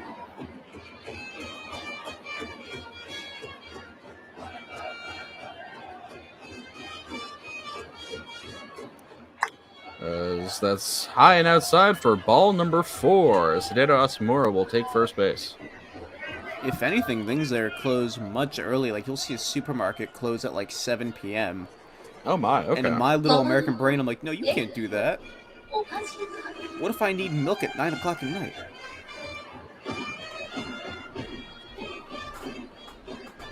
How dare those workers get to go home to their families at a reasonable hour? Terrible. Awful. Runners on the corners here with 2 away. As the Eagles look to build on their lead. And that'll bring Takara Okajima to the plate. Okajima is the name of a place, right? I'm not forgetting places' names. That's a real place. Yes, I believe so. Must be strange to have a name of a place like being Philadelphia. I once had to help someone at my work, and their name was Brooklyn. So. Oh yeah, I didn't that Family Guy skit where the lady's name is Florida. My name is Florida. Florida Newark. The worst place. Just inventing horrible places now. Ohio Newark. Oh god. Missed there for strike number 1. A video cut out there, but not before he missed the ball, so I knew what happened there. As we see Arihara's changeup. Ooh, that really dove at the last second there.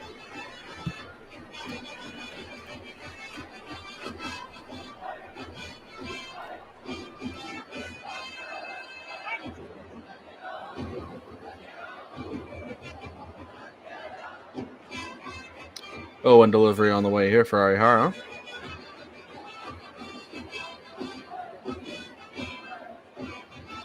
And that's just outside for ball number 1.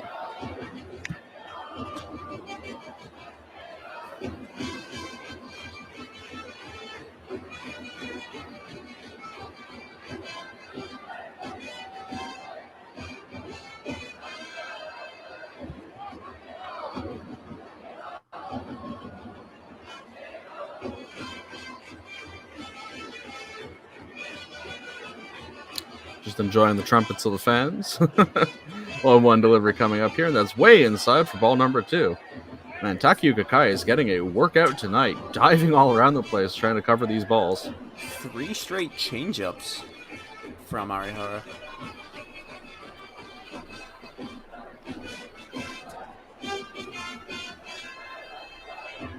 I guess they're trying to get to that outside corner, that blue box down there in the heat map.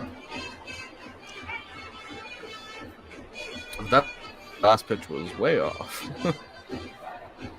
87 pitches. He's tiring a bit. 1-2 delivery coming up here. As Kai sets up on the outside corner, right where you predicted, and gets a breaking ball for strike 2. Now, if only my Powerball and Mega Millions numbers would be accurate. See a very nice curveball painting the outside corner there from Arihara.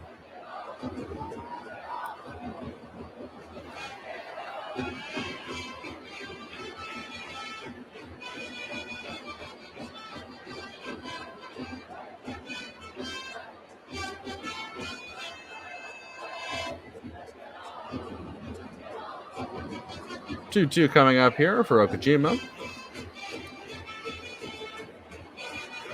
He's bouncing up and down almost as if to the rhythm of the fans. And he takes a short swing, chops that over to first as Nakamura will collect that and get the out. Eagles managed to score there as we come to the bottom of the 5th inning. Eagles still up 2-0 over the Hawks. So I will take a small victory here. They have stopped referring to Chiba as New Jersey, and are now calling Saitama New Jersey. I don't feel like anywhere is New Jersey except New Except New Jersey. Jersey. Which, I mean, thank God. Like, we don't need two of those things.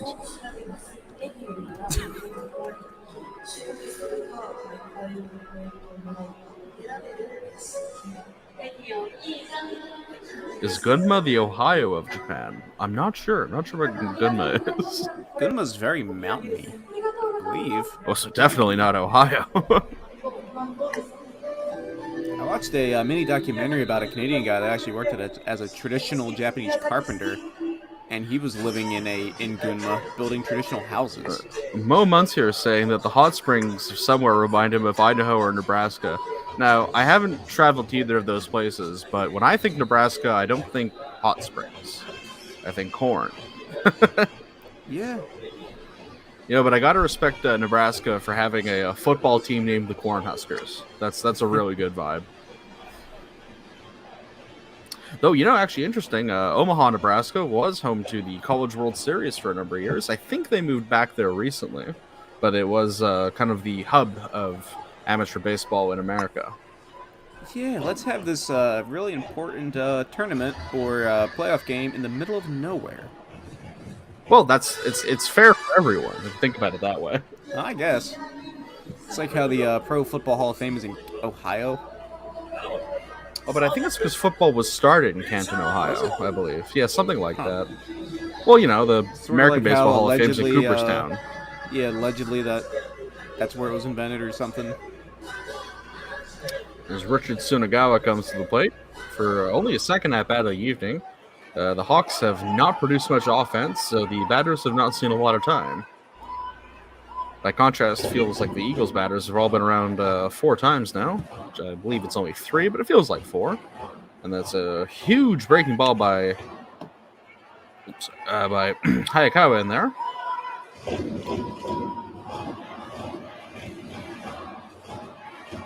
The 0-1 delivery coming up as Tsunagawa takes a huge swing and a miss for strike number 2. With Tsunagawa, I believe the Hawks coaches have been trying for a while to really unlock his power. Yeah, he's definitely got a pretty huge. Yeah, good power swing, but it looks like he definitely needs to make contact more. Hayakawa has that ball high and outside for ball number 1. I saw him a couple years ago. He had a good number of home runs in the Asian Winter League when that was a thing in Taiwan. Ooh, breaking ball just inside for ball number 2. Tsunagawa definitely just missed out there. 2-2 delivery on the way. As that's high and outside for ball number 3. Full count. Yeah, they say Hayakawa's thrown 71 pitches so far, but it doesn't feel like that many. It feels like he's been doing very quick work. And now I'm frozen. Okay, see, I froze and I heard you there, so I was like, oh, okay, well, we're good. Oh, seems we're like empty now. Oh, not just us. Oh. Hello. Oh, no. Now they know what I look like. Oh, no. They've learned that we're faceless blobs. As I believe our producer is probably working to get the game back here. So. How you guys doing? Sorry. It's okay. You're good.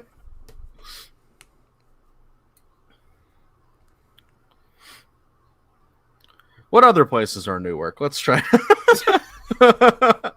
What would be the Newark equivalent Newark, to Philadelphia? Delaware. There's a Newark, that's Delaware. fair. And we're back. All right. Thank you, everyone, for sticking with us. Oh, we are about a minute behind, though, it looks like. Oh, that's all right. No one else knows. As Tsunagawa takes a huge swing and a miss there for strike number 3.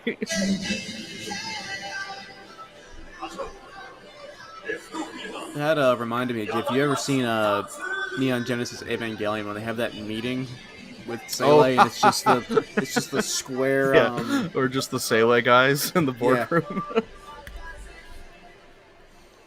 Oh, Evangelion, what a time! Did you see the beginning of the season? The Fukuoka SoftBank Hawks came out to Cruel Angel's Thesis.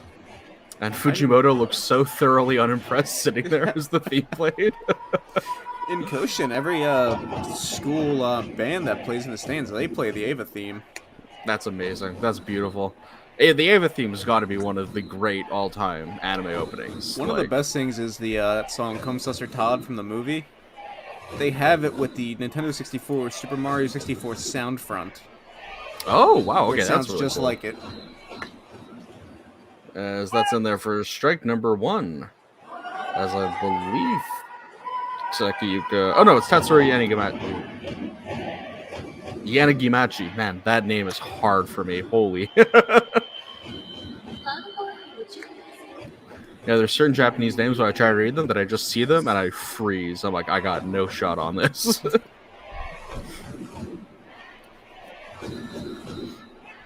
And yet, this is one of my jobs.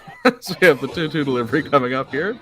And then Yanagimachi hits that off to the left side for a foul ball. Yanagimachi. Man, that's a lot. That's a mouthful.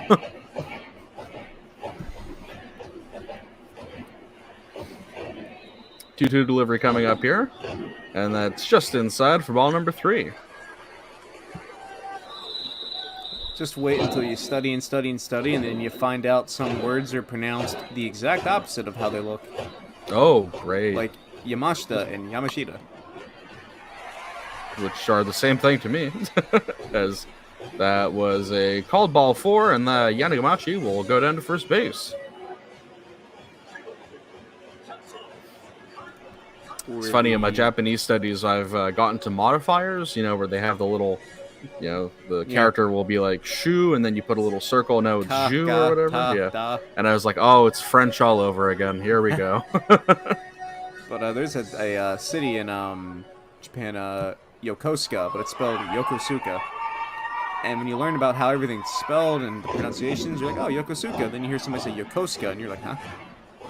See, to me, those just basically sound exactly the same, so I think I'll be all right. He hits that over to Franco, and that'll be an easy out as Franco throws it over to first. Oh my goodness, double play. That was a very strange double play.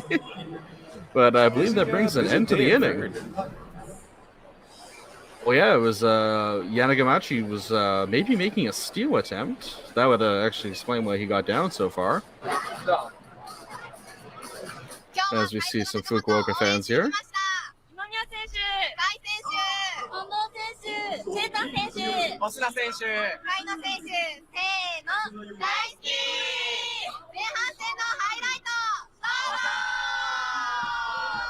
Daisuke to you too, my friends. As we'll get a little recap here of the highlights so far of this game.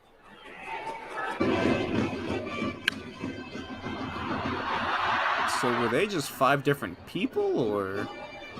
Well, they definitely weren't all the same person, I'll tell you that much. Oh, you know what I mean.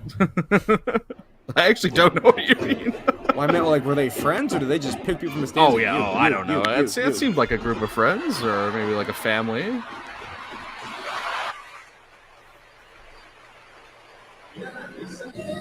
Bob Dolan says in the chat, I see, bro looks like Wario a little. I'm not sure who he means, but I would think it could be me. I had my face put on the screen when we were AI there for a moment. For a moment, we are no longer AI. We've reached instrumentality. The baseball instrumentality project.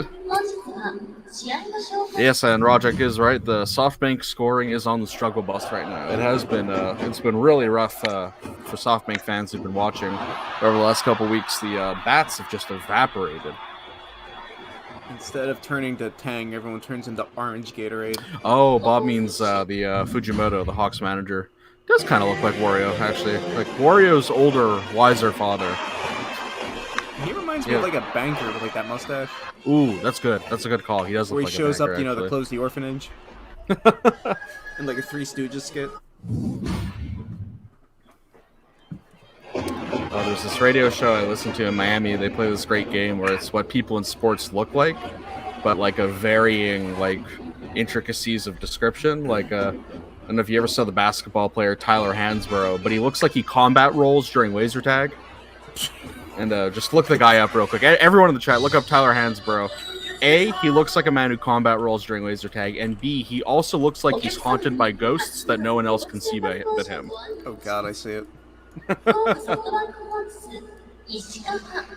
Combat rolls during a laser tag. That is a descriptor. Oh, what's one of my other favorites from that game? Oh, I'm trying to... Jack Del Rio, former Jaguars coach, looks like the stepdad trying really hard to get his kid, the new kid, to call him dad. I always thought former Lotte manager Iguchi kind of looked like a guidance counselor. Ooh, that is... See, that's good. Oh, man, we got to start playing this game on the podcast. Like, it just seemed like, he calls you in to talk about your grades and then for some reason fist bumps you for some reason. Like, this is what the kids do these days. Actually, I think this is a great idea for a podcast And then I looked segment. him up one day to find pictures of him, and I found a picture of him fist bumping the cameraman. I was like, oh god, I'm right. Yeah, the Dragons logo looks a lot like... It's like the San Diego Padres and LA Dodgers mashed together. Reading the chat here. Get in the batter's box, Shinji. I mustn't take a pitch. I mustn't take a pitch. Hit a home run, or Yanagita will have to again. If you don't swing, Ray's going to have to. Get on the mound, Shinji. If you don't go 7 innings, I'm going to have to call Ray in again. I don't know why now my mind's are like, if they're really playing positions, Shinji would be a catcher, Asuka is pitching, Ray's in the outfield. Misato at third base. As, who do we have here coming up to bat? I believe this is Ryosuke Tatsumi. I will know in a second. Oh no, it's Toshiki Abe, if I'm seeing his number right. There it is. Yes, Mr. Abe. As Arihara picks up strike one.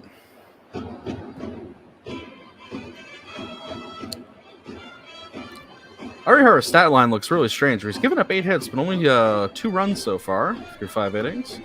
He's thrown 90 pitches as he has breaking ball just outside for ball number 1. Yeah, really, I'd say the outcome of this game is just going to be just the SoftBank offense refusing to show up at this point. Yeah, I mean... he's giving them everything he can. Yanagita is always possible to hit a home run when he's at bat, but that's kind of about it, unless they can string things together. As the ball goes down to the dirt for ball number 2.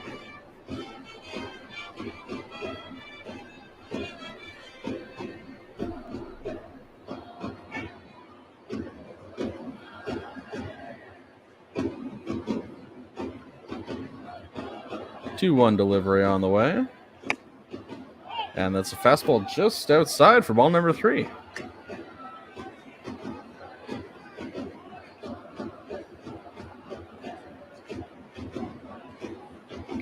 Kai doing his best job to frame that pitch up. 3-1 pitch on the way. As he fouls that off to the right side. Full count. In the chat, they asked how many Ks Arihara has, and he has 3 right now.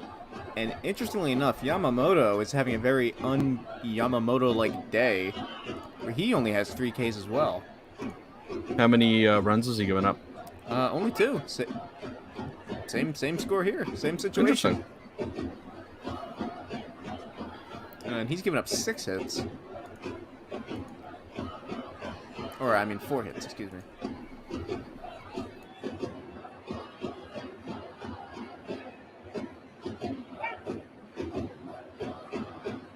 Full count pitch on the way here by Arihara, as we are in the top of the 6th inning. And Abe fouls that off to the right side again, staying alive.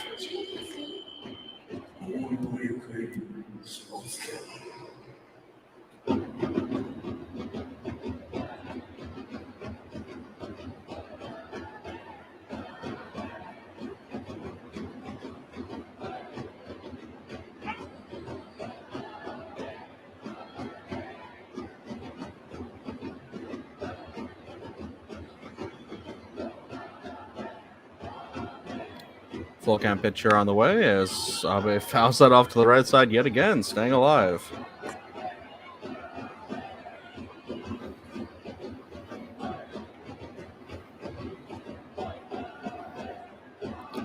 as this game chugs along. 10 minutes to 7 a.m. here on the East Coast. Once again, very happy to have you all here at Baseball for Breakfast. As the full count pitch once again coming on its way. As Abe fouls it off once more. Making Arihara work for this out. And if you haven't already, or you're joining us late, drop in the chat where you're watching us from. Yes, we do always love to hear where our very international audience is from. I think most surprising place I remember someone being from one of our games was Saudi Arabia. Oh yeah, the White Sox fan. Yeah. And he called that. That was so weird how you predicted that. Full count pitch once more on its way. As Abe hits that out to the right side, and it will go foul once again.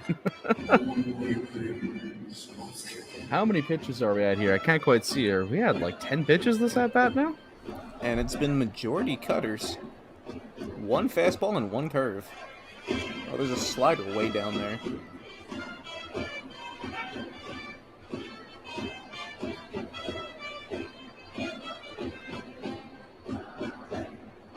Once more into the breach.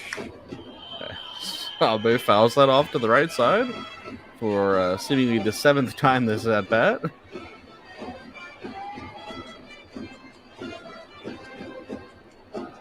We got someone from Liverpool in here and Manchester. Hey, We're getting a lot very of nice. UK people. Liverpool and Manchester. Ooh. Is that a soccer thing? I feel like that's Yeah, a it soccer thing. is. it's a big soccer thing. Someone from Oxford as well. 3-2 on the way as Abe continues his commitment to fouling things off to the right. And Going for that's some new sort one, of record Senegal. here. Oh, Senegal now. That's very cool.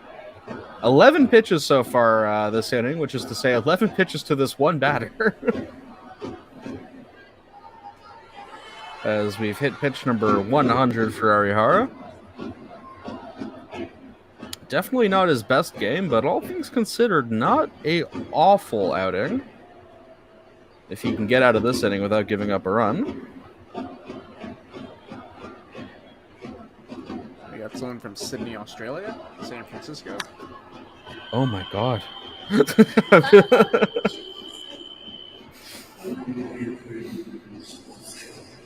This is just like I've run out of things to say about this at bat. Maybe try the changeup because he's on the cutter. Yeah, he's seeing the cutter. I think we can agree he knows where that cutter's going.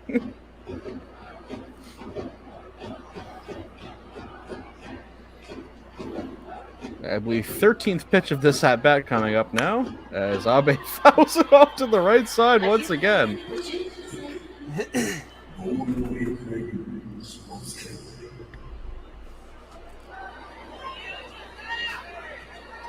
And let me guess, was that another cutter? I didn't see the replay there.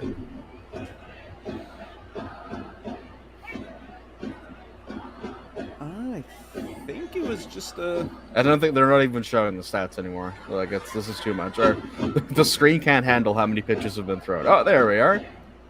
As the delivery comes up again, as Abe hits it out to left field this time, and it will land safely for a base hit, as I'm assuming he will round his way over to second. Definitely one of the most well-earned doubles I've ever seen in my life. That is probably the best at-bat we have had on any of our live broadcasts. Yeah, in terms of pure just staying alive and getting mad. What a hit, too. The only way that if that was a home run, that would have been the greatest at-bat of the season. Abe now on second, as Arihara I wouldn't be surprised if he gets the pull very soon. Though if not right now, let's see what we have going on here. He's saying he can last another...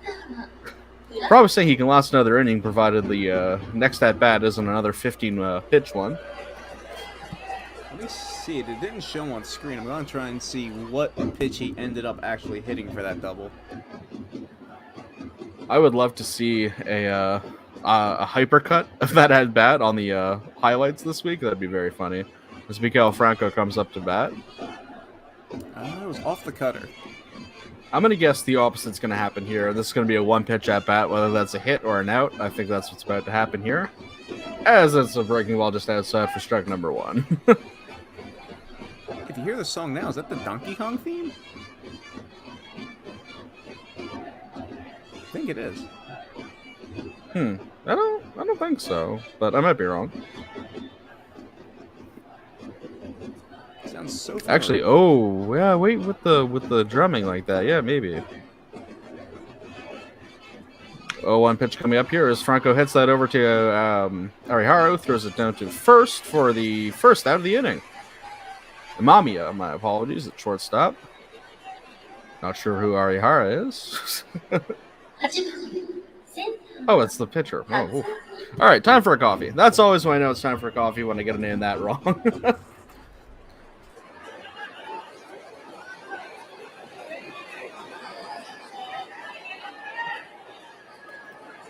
Had a short debate recently with somebody. Where do you stand on room temperature water versus ice water, or somewhere in between those two things?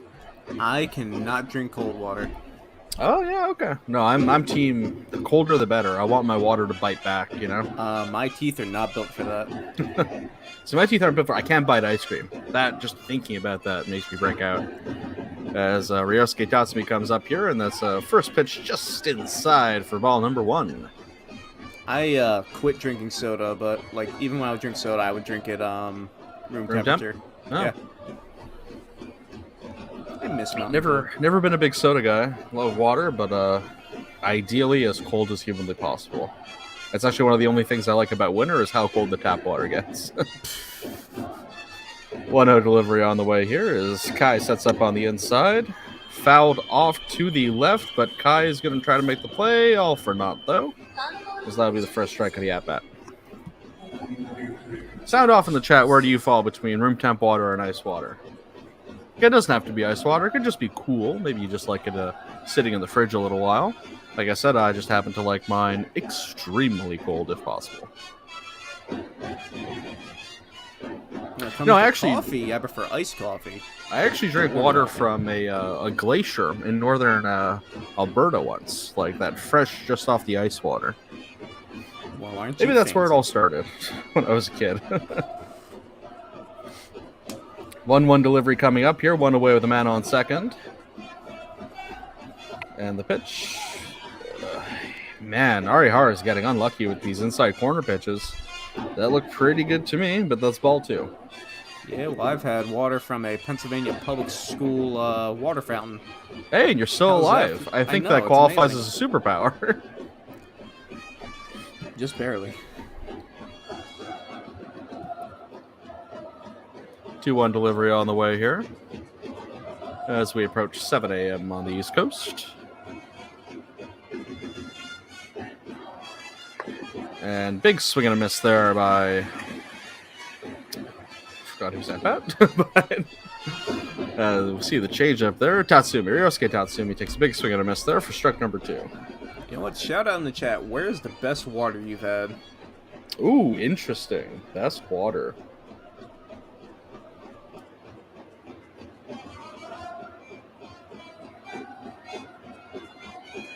Wait. Sorry, I see someone talking about cricket in the chat. Now my mind is... Oh, as Ryosuke Tatsumi hits that out deep to right field, and that will fall right over the center fielder's head, as Abe will definitely make it home, as Tatsumi rounds over to third for an easy triple. That brings the score to 3-0 with the Eagles over the Hawks here in the top of the 6th inning.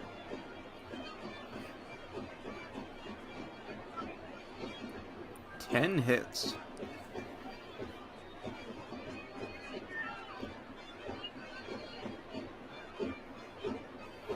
Yeah, 10 hits. Wouldn't be surprised if that is the end to his evening. As Tatsumi easily gets in for the triple there.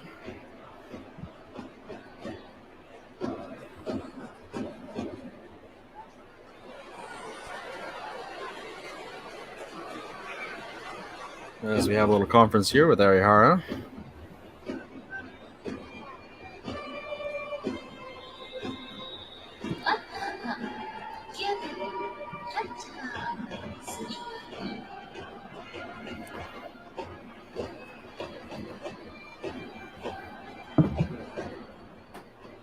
Looks like he's going to try and get out of the inning. I'm wondering if they didn't have anybody up, or if whoever they have up's not ready as of yet.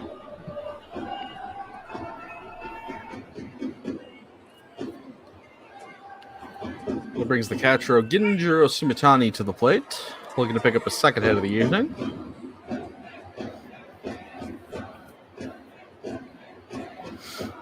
Man on third with one away here as the Eagles sit 3-0 over the Hawks.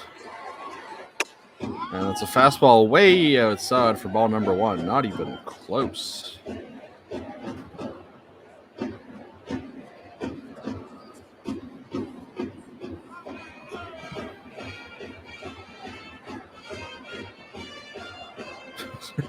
What kind of instructions can you be giving a guy at third? Like, you know, tag up. Like, I don't know what you could possibly tell a guy in third. Get ready to steal home. Did you see that Little Leaguer steal home in that like kind of viral clip going around? No, I haven't actually. He stole home. What? Wait a minute. What was that? Are they trying to get a man on base to get the double play, maybe?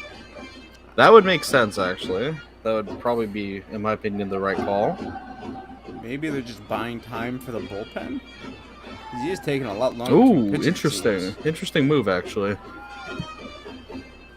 The anti-pitch clock technique. Because he was working pretty fast. Now he's really slowed down. 2-0 delivery on the way as Sumitani takes a big swing and a miss for strike one. Really mystified about what that last pitch was before that.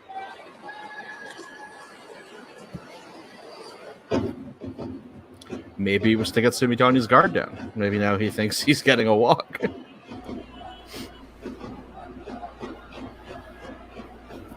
That just sounds like something that you would find when you're reading about, like, you know, like 1950s NPB. Like this pitcher that would always go 3 balls and then somehow strike out like 200 people a season. 2-1 delivery on the way. Sumitani pops that. Oh, just down the first base line, collected by Nakamura for the second out of the inning. How many Gold Gloves does Nakamura had? I think he's got like 2, 3, 4. Yeah, I think he's a 2-time Gold Glover.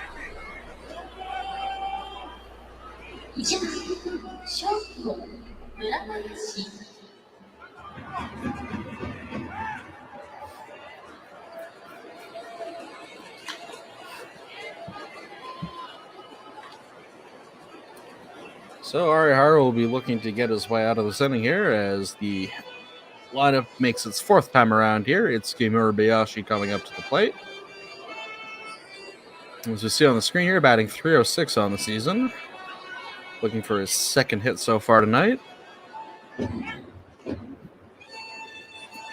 If memory serves, I also think Murabayashi's got a decent hitting percentage with runners in scoring position. So looking to pick up the RBI here as the first pitch comes in just outside for strike number one. Obviously, with the way Rockton's been playing, everyone at this point has pretty good numbers with runners in scoring position. But in the last month, I think their like batting average has skyrocketed up. It's really high. Well, the Eagles are definitely looking to fight into the playoffs. As the 0-1 delivery comes up, and Murabayashi fouls that off to the right side for strike number two.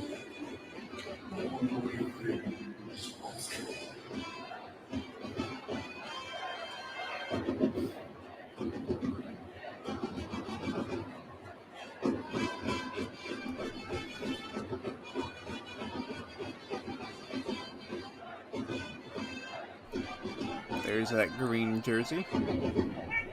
Yeah, that very nice green Eagles jersey. One of the more aesthetically pleasing ones in the league. 0-2 delivery on the way. Arihara looks to at least get out of his sixth inning here. And that's a fastball just on the outside corner for ball 2-1.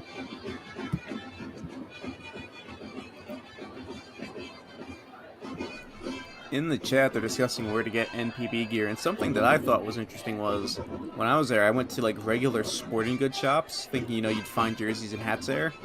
Because in the US, you can find them there pretty easily. And no, I went to like a few and they had nothing. No hats, no jerseys, no t-shirt jerseys, nothing. It was literally all just playing gear.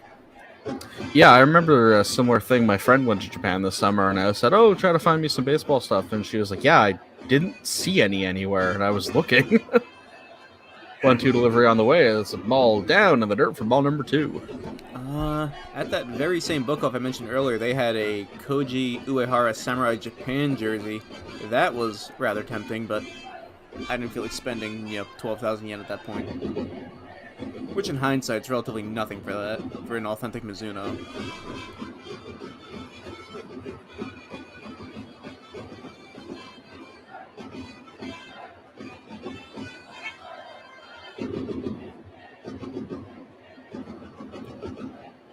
2-2 pitch on the way here, as we have 2 away and a man on third.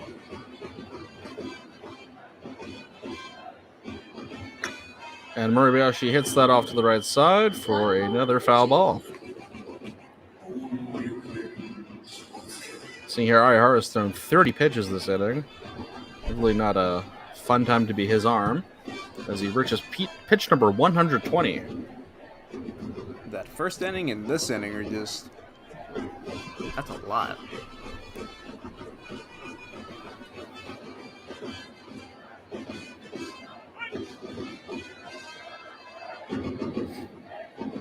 Two-two delivery on its way once again as Murabayashi sets up.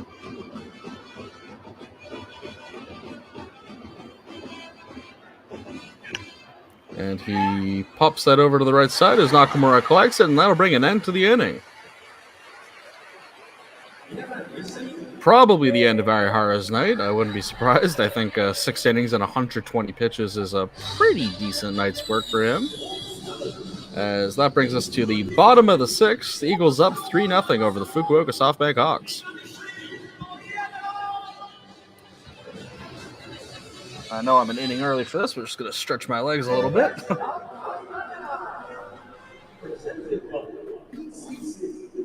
In the chat, the only place that I saw throwback hats was actually a pop-up store in Shizuoka or Shinagawa Station, I believe. They had a pop-up where they were selling nothing but throwback NPB caps and, for some reason, Angels jerseys. Huh, I wonder why they were selling Angels jerseys. I would think you don't sell them at the same pop-up with the throwback caps, but... well, that's fair. That's a fair assessment. Of course, there was only one player available. Mike Trout? Not even him.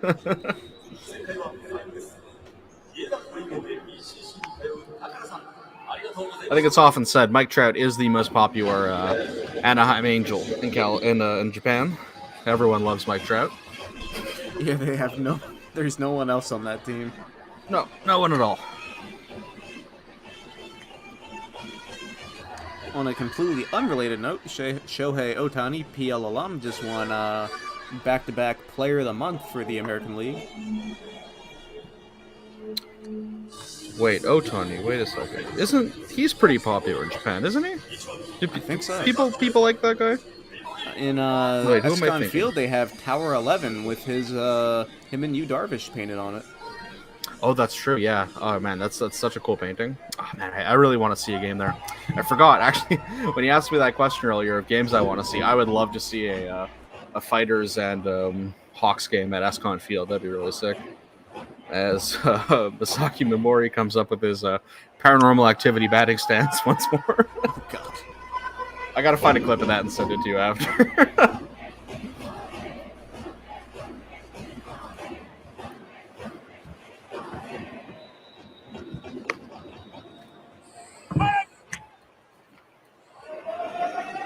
And that's a strike 2. Sorry if that was causing a bit of noise. Just trying to move my desk around. I don't know why I'm so uncomfortable this morning.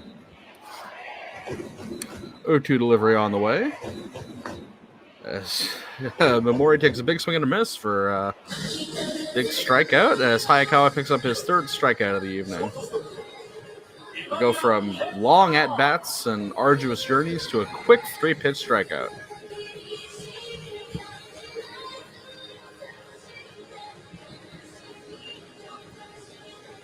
as that'll bring Kenta Imamiya to the plate.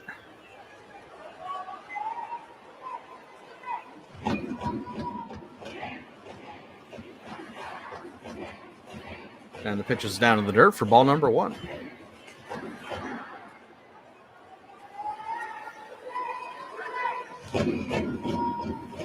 Though he missed it at that time, I like this breaking ball Hayakawa's got going on.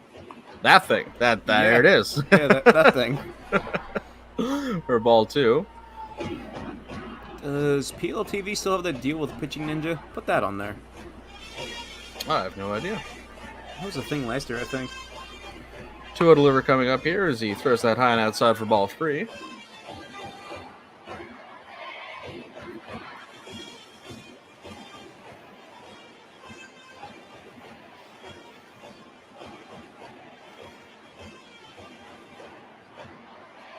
Three-0 delivery on the way.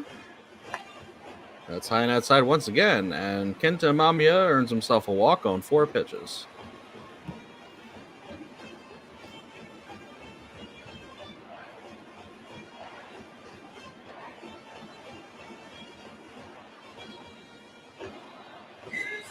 As Sumitani has a little talk with Hayakawa there.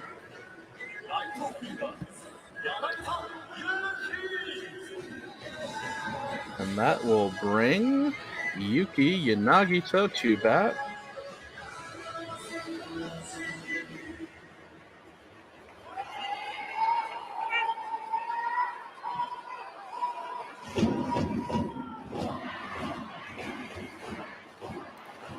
First on the way is Yanagita hits that over to the right side, and it gets through both the first baseman and second baseman as Ogo collects it off in right field and throws it down to first. Not your typical Yanagita hit at all. Okay. I'd actually kind of like to see a replay. That was very strange the way the fielders chased that. As the manager will come out here and have a talk with Hayakawa. Let's take a quick look at this. Chopper. Oh, it was a real bouncer. Okay, interesting. That makes sense. He just rocketed off the that SoftBank turf. I don't know they make their own turf, but SoftBank seems to make everything at this point, so I would not be surprised.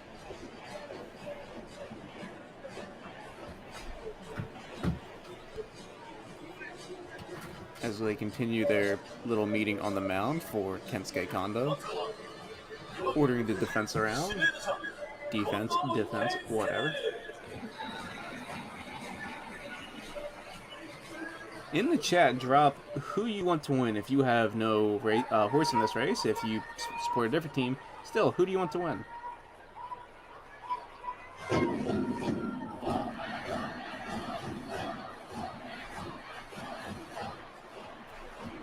Yeah, Dolan in the chat. There's a lot of stores you gotta search in Japanese to find what you're looking for. I was looking for antique shops, and the word antique shop which just kept taking me to book off. But when I actually put in the Japanese phrase for it, I was being shown these places I didn't even know were around. Like, they were literal like holes in the wall.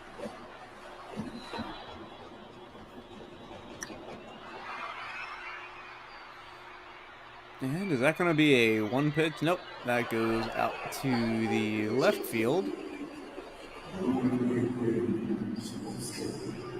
The Samurai Japan movie that they made has some interesting footage with Kensuke Kondo during, I think it's the Mexico game, or maybe it's some of the rounds in Tokyo. Some interesting behind-the-scenes footage with him. Dolan is rooting for the Hawks today, so is Chris. And Tanshi.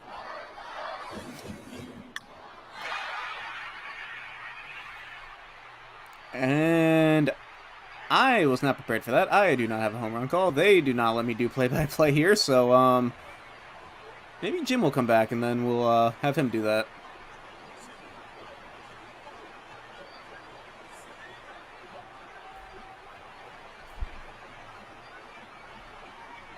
That was thoroughly destroyed, however.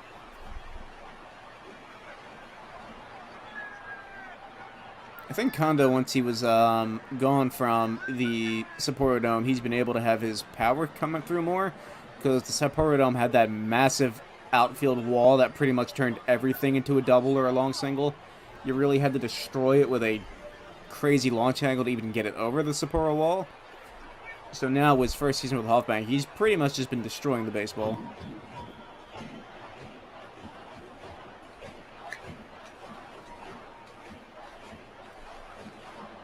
The Super Chickens. That's what we're calling them.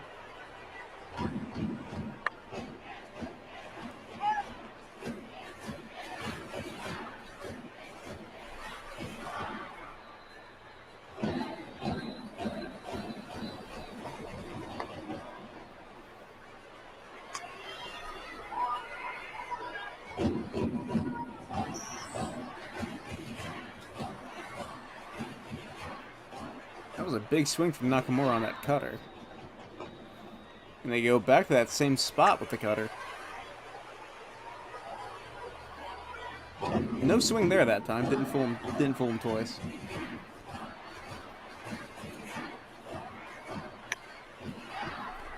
Hever in the chat, it's up to him if he wants to, so not every player wants to go overseas. Some do, and the ones that do, they make an attempt like Arihara did.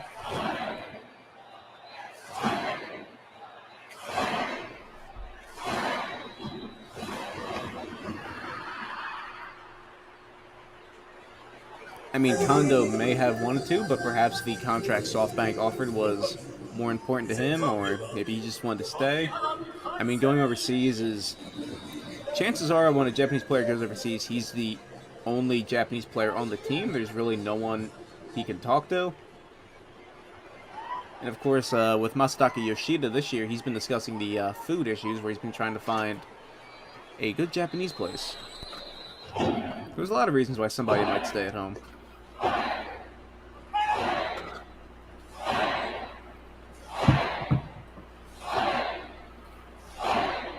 Well, it seems that the good luck charm for the Hawks is me going to the bathroom.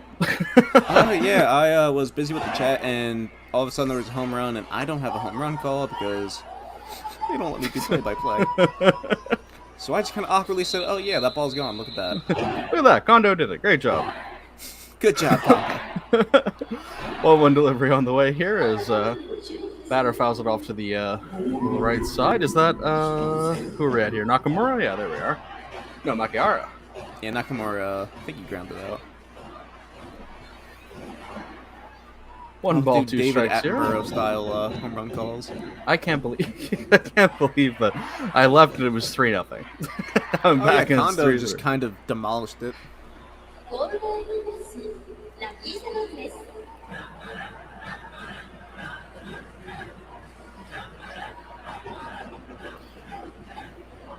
So that brings us to the top of the 7th inning here, as the game is now all tied up 3-3 after that huge Kensuke Kondo home run.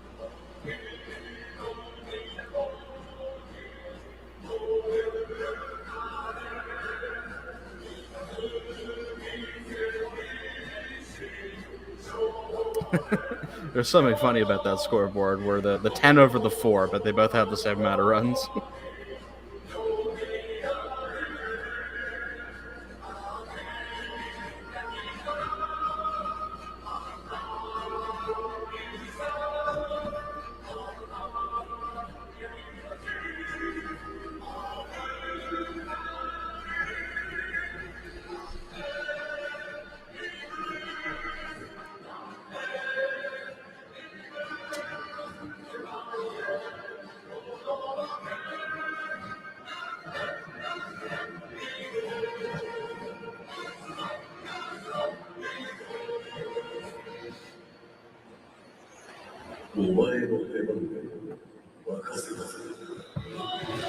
For a moment, that PA announcement sounded like, "Oh my woman."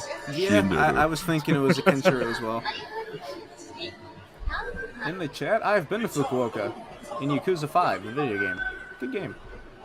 First part takes place in Fukuoka. Well, it's like a dragon now. Well, it always was, but now they're just in America. They're using the original title. So wait, is like a Dragon the one that takes place in Fukuoka? The whole series now, they're just going by Like a Dragon, even though the original Japanese name was still Like a Dragon. But Yakuza 5, or Like a Dragon 5, is the one that was in Fukuoka. Okay. My brain is just struggling to process that, but all right. So do you remember in the early 2000s when there was anything Japanese related, they had to change the name for some reason? Yeah, sure. It was like that. Okay. So instead of just calling it Like a Dragon, they called it Yakuza. And then years later, 20 years later, they changed the name back to Like a Dragon. As I believe we have Fumimaru Taura coming up to pitch here.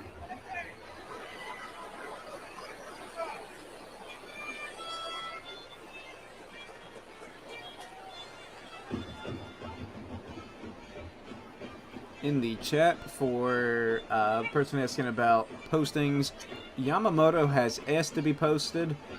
We do not know if Oryx will actually post him, though. Just taking a quick look here at Taura's profile. It's his 4th season with the club, but his first one where he's getting major time with the big club, and he's definitely taking full advantage of it. Only a 1 ERA so far this season. As he pitches in there for a ball that just falls off the plate at the end for ball number 1. Interesting little whip release he's got there. Reminds me a bit of former Blue Jays closer B.J. Ryan. Not sure you remember him. I can't imagine I've ever watched a Blue Jays game. Wow. As that brings us to ball 2. 1993, duh. Wasn't born, didn't happen, not real, fake news. Oh, now you want to get me talking. Talk about 1994 at the Expos. 2-1 delivery on the way as Kai sets up on the outside. Just outside for ball number 3. So I guess, would the whole country have embraced the Expos winning in 94? Yeah, I mean, I can't speak for the whole country. All I know is Quebec was all on board before the bad thing happened. The bad thing. The dark times. The very dark times. 3-1 delivery on the way here as he hits that off to the right side, easily lands for a base hit as Nagita will turn around and whip that down to second, holding the runner at first for a single.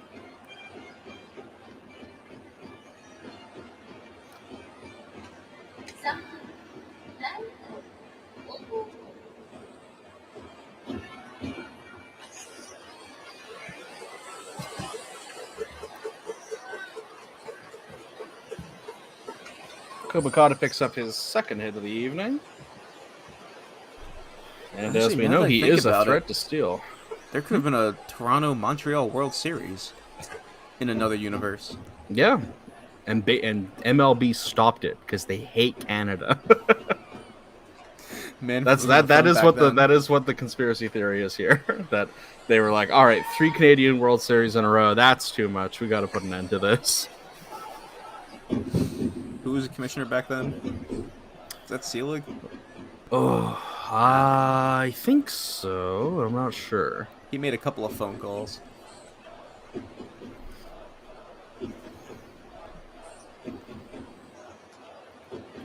That brings Yuya Ogo to the plate. Looks like he's showing bunt. Gonna try to get Kobakata over to second. And the pitch as Ogo gets it down as Taura flips it over to Nakamura for the first out of the inning.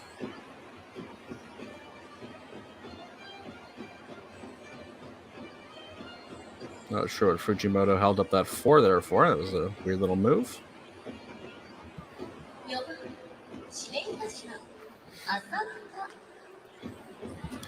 Hideto Asamura coming to the plate, though. Oh, okay, that's what Fujimoto was signaling. Just going to do an intentional walk for Asamura.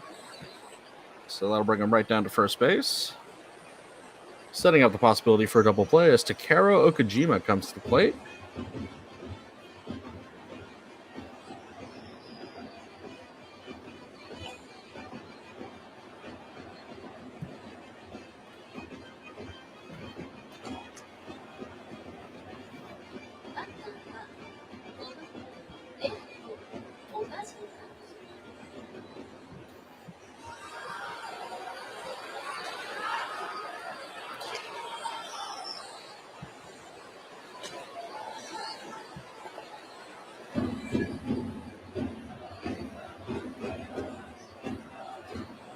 Man on first and second with one away here at the top of the 7th inning.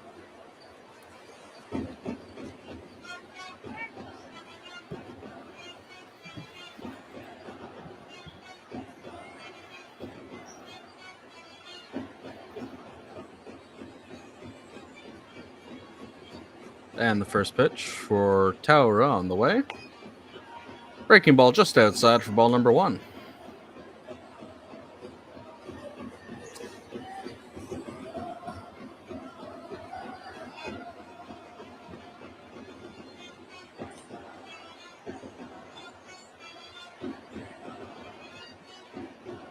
One out delivery coming up here for Okajima.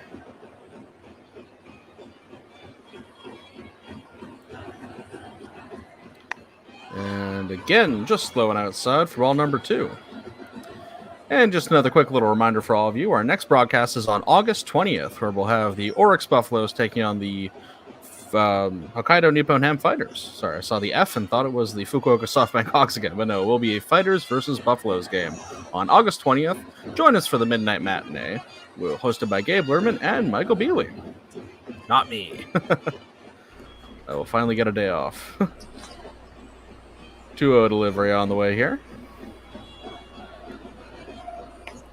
As the breaking ball finally catches the inside corner for strike number 1. Ooh, huge bend on that slider. What day was that again? August 20th? Yeah, August 20th for a midnight matinee.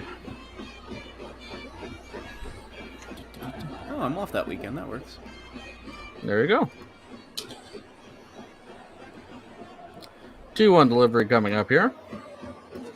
Okajima looking to pick up his second RBI of the evening. And the pitch as he fouls that straight into Takuya Gai's face, as that'll be strike 2.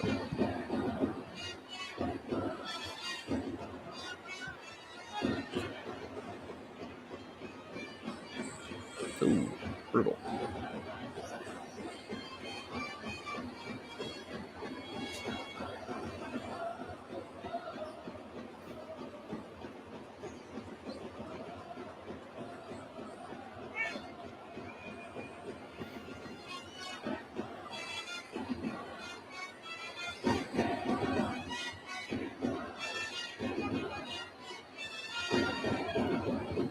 Two-two delivery on the way for Taura as he pings the batter, gets Okajima right in the shoulder for a man on base. Base on balls, I should say. Base on balls, man on base. Someone's going somewhere. And Fujimoto, speaking of going somewhere, is going out to the mound because now bases are loaded. Oh no, he's gone. He's welcome back.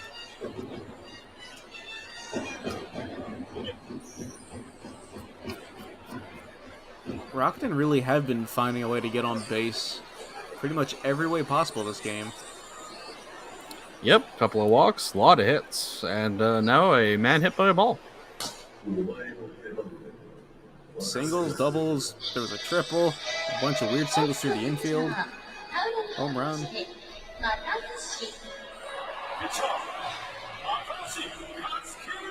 Oh, we're going to have a pitching change.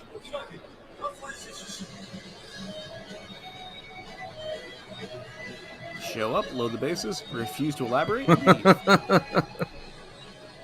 Load the bases, hit a batter, leave.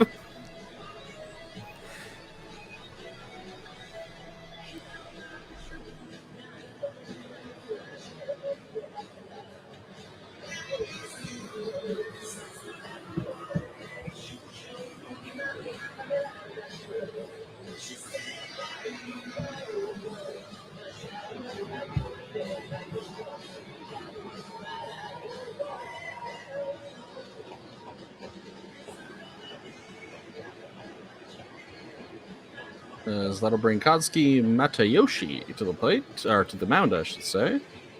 Getting ready to have his, I believe, 10th appearance of the season.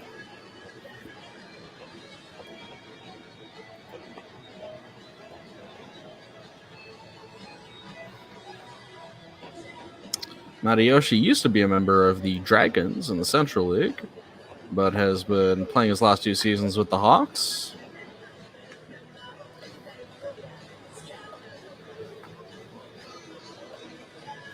Was a decent reliever last year, picking up 14 holds with a 2.1 ERA.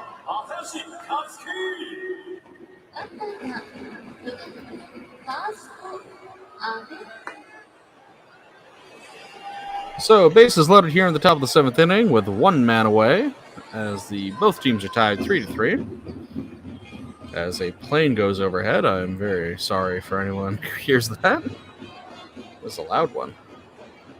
You should go on the flight map and see where it's going. And if it's going to Newark, we just leave.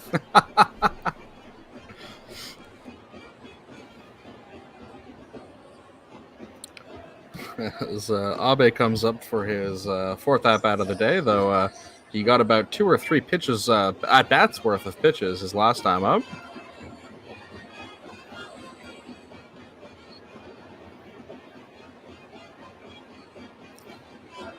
And the first pitch coming up here. Looked like it just hit the outside corner to me, but just missed according to the umpire. Ball 1.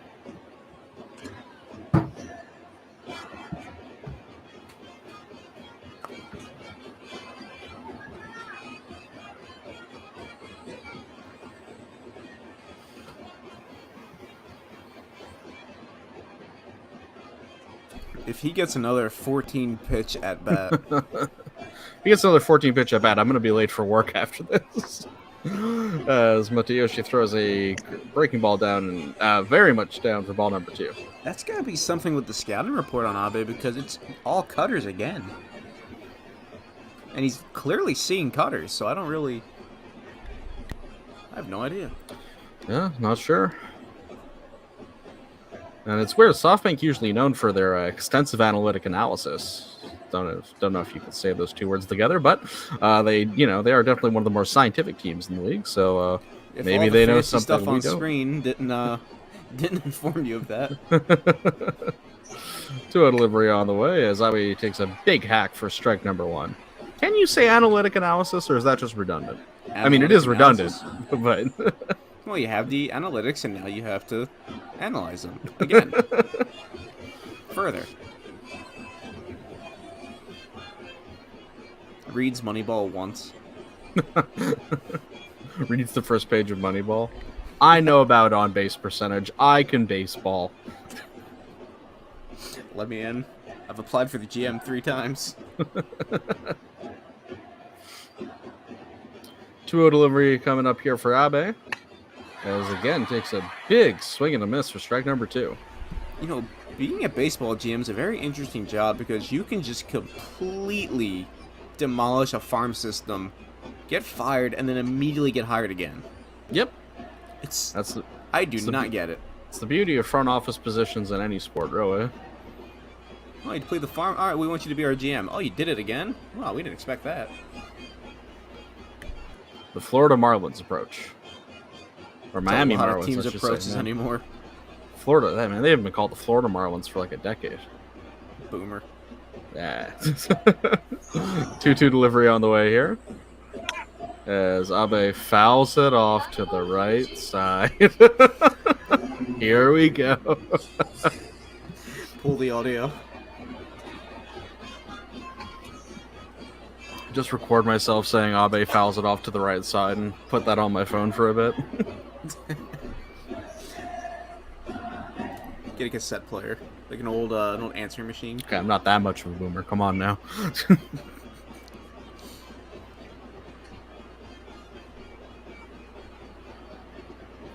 Hey, they were still putting cassette players in cars up until like 08. No, were they? That sounds Yeah. crazy to me. I don't believe you. Maybe in your country. As Abe hits that over to Arihara, flips it over to second, gets it down to first for the not a double play as Abe makes it safe as Kobakata gets home and scores the 4th and go-ahead run at this moment. Eagles now lead 4-3. I really thought that was going to be a pretty easy double play. Well, yeah, no, I mean, Amamiya collected it and got it over to Mimori pretty quick. Clean. But I guess Just not enough juice on the throw, maybe.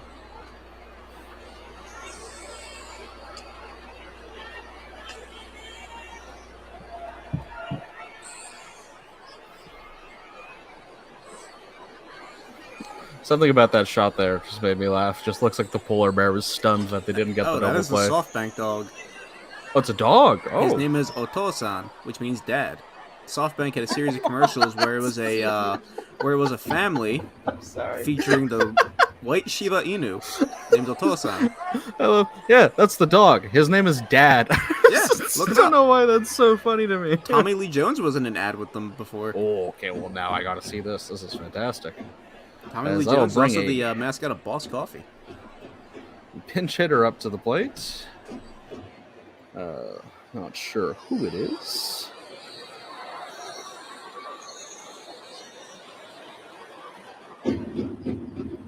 I believe that is infielder Daichi Suzuki.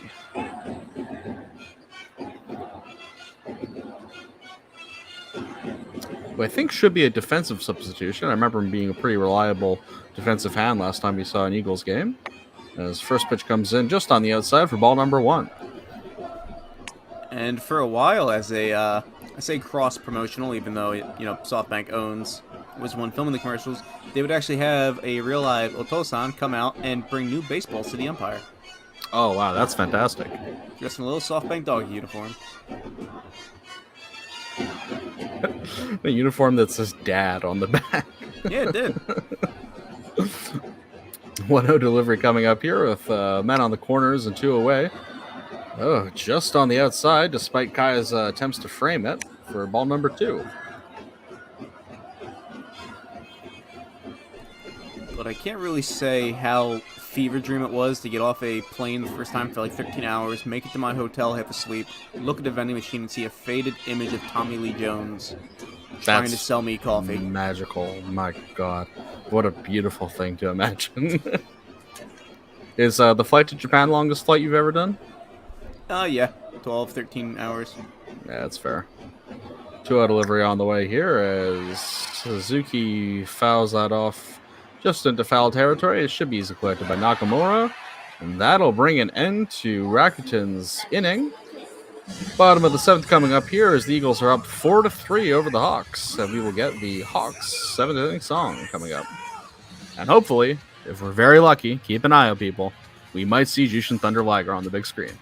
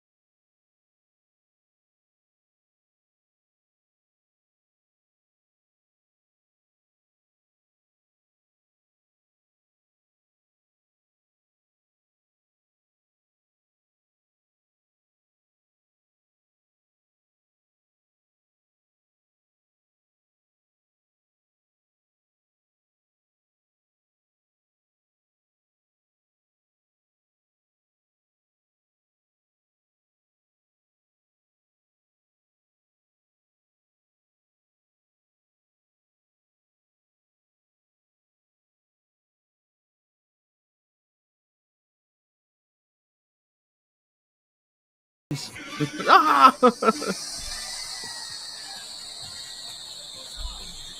It's a weird. It's actually a weird tick my brain has. I don't know why.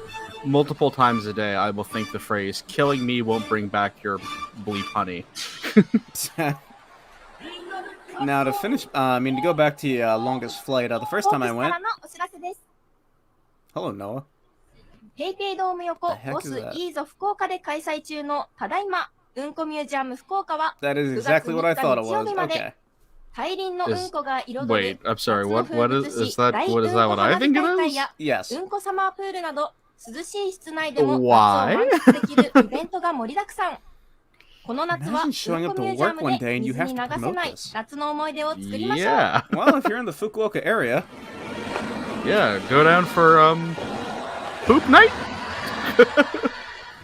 anyway, the first time I went, it was a 12-hour flight, and the airport I went out of will not be named.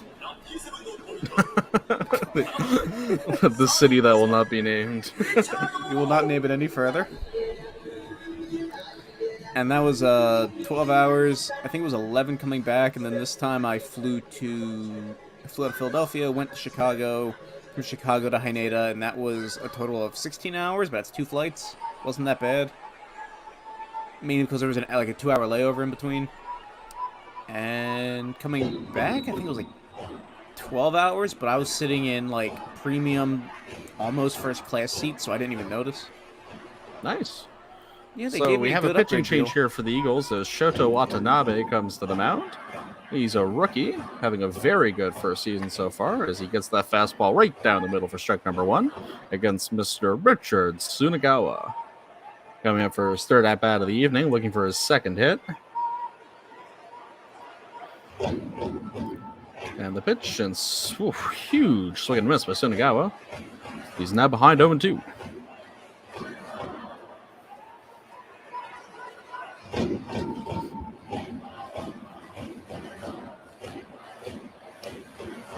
Watanabe is a pretty good prospect for the Eagles. Looks to maybe take over the closing role for Yuki Matsui after he goes to, might be getting posted to America in the near future. As Tsunagawa fouls that off. And there's so much baseball to watch now. I gotta try to catch some Koshin before we record the podcast tonight. Yeah, I had that on all last night. A lot of tears, a lot of dirt being scooped up. 0-2 delivery on the way, and that's just standing inside for ball number 1. But yeah, Rintaro Sasaki, that dude's at coaching right now, and he Is he mashing? towers. He didn't really mash, but No, he towers though. You're right. No, he's a he's huge massive. kid. Absolute unit of a lad. 1-2 delivery by Watanabe coming up here. Tsunagawa hits it over to the shortstop, and Murabayashi flips it over to first base for the first out of the inning. I have a friend that gets really into Koshin, and he'll actually like hate certain schools, and he'll get really into it, and I'm like, man, I do not have the energy To hate be high hating on school 15-year-olds. Yeah.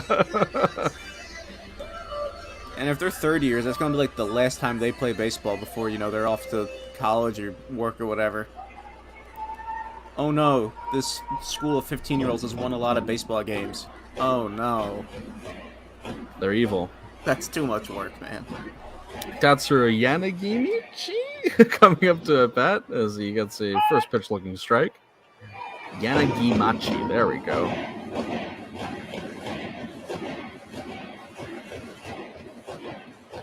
One delivery by Watanabe coming up here.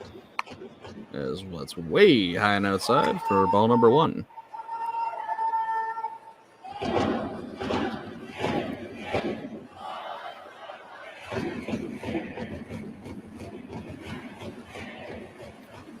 One delivery on the way.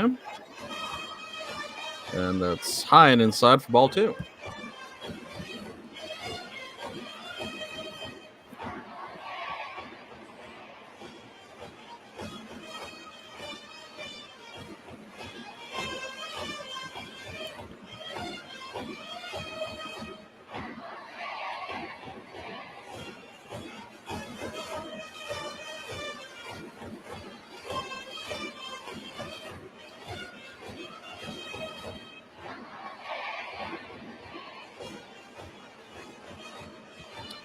One delivery on the way, and that's just low and inside for ball number 3.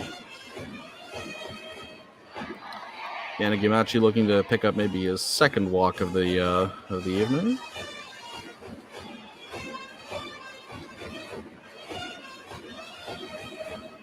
Three-one delivery as he chops that over to first, picked up by Kobakota down at second, thrown over to first for the second out of the inning.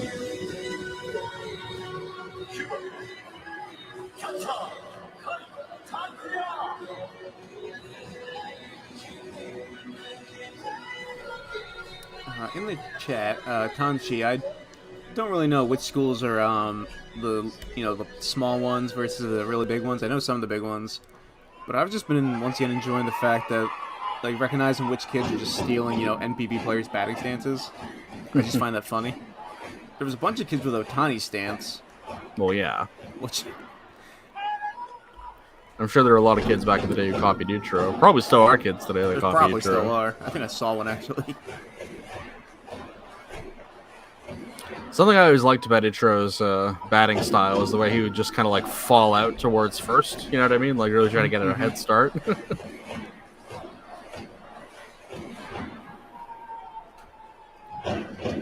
As we see the SoftBank players looking rather dour in the dugout. 0-1 delivery by Watanabe coming up to Takuya Kai as that's inside for ball number 1. Whenever I think of Ichiro now, I think of this, I don't remember his name. He's like a New York sports radio host, and he's on his show, and he's like, he's not getting 3,000 hits. Or no, he's not going to the Hall of Fame. What about him as a Hall of Famer? Does he have 3,000? Right. Oh, he does. All right. Then immediately he changes to it, and I'm like, really? It wasn't the 10 gold gloves? It wasn't the batting titles? It wasn't the records? The MVPs, yeah. And Ichiro not being a Hall of Famer is one of the most brain-dead takes I've ever heard.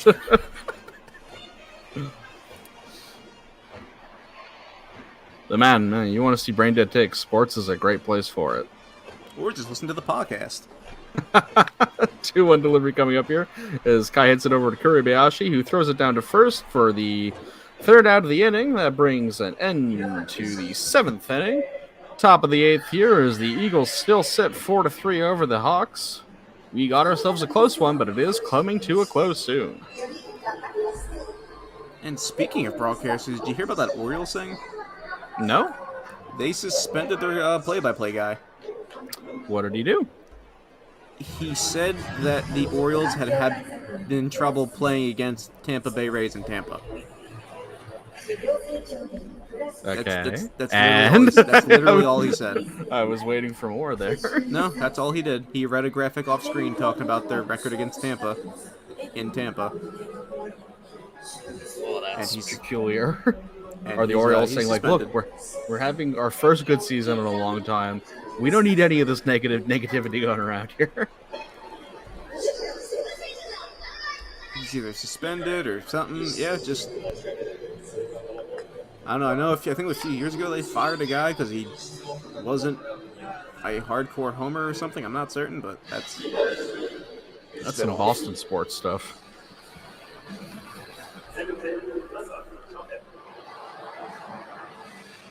And as you mentioned earlier, we do have a podcast that we have here on this very channel. If you go into our videos, you can find our audio-only recordings of us talking about the league.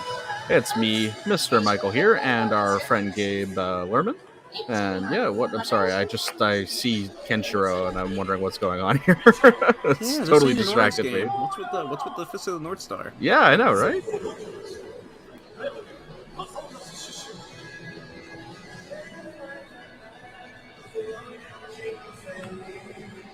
As I believe I saw this Kyoya-Rua.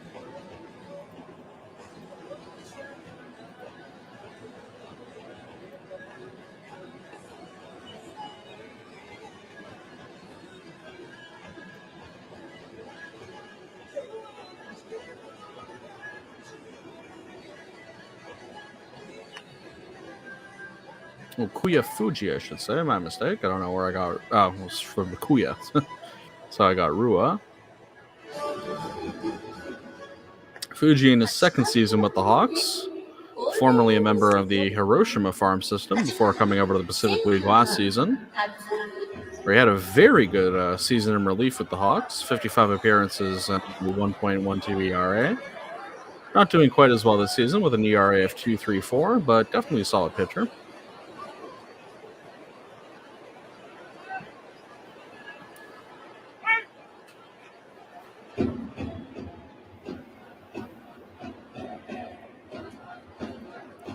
As the first pitch is easily hit down the middle once again, as Ryosuke Tatsumi picks up his 3rd hit of the evening.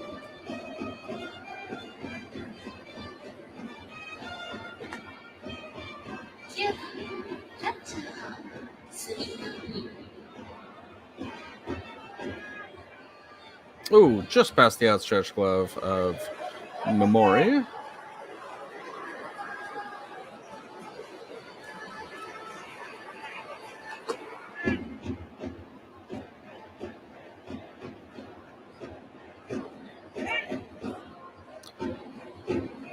Ginjiro Sumitani showing bunt here at the top of the 8th, looking to move the man over and hopefully score a securing run as he pulls back on the bunt as the ball comes in for the parent ball 1. That looked pretty good to me. The pitch counter says just outside.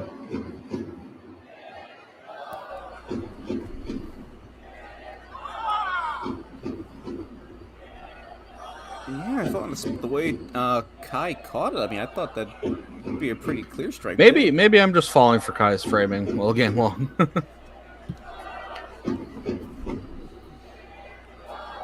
That one intentional ball way outside, that should have been a strike.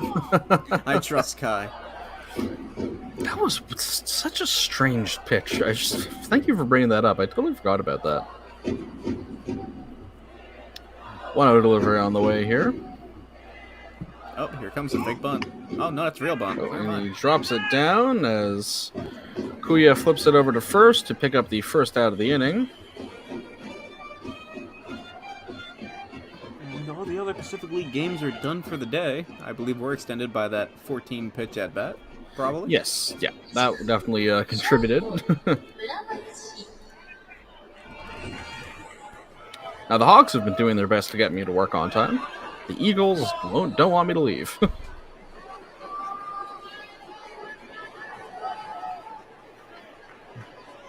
Man on second with 1 away here in the top of the 8th.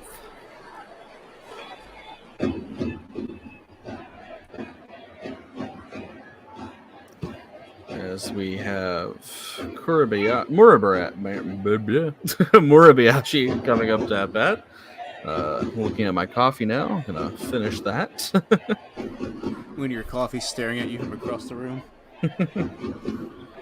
It's a breaking ball, about as outside and low into the dirt as it can be. Ball 1.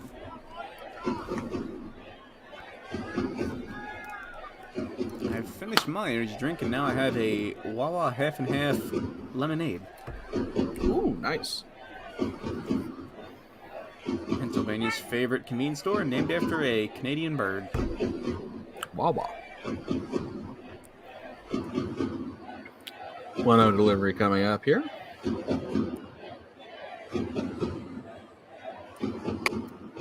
As that goes near the outside corner, and they say Murabayashi came around on that.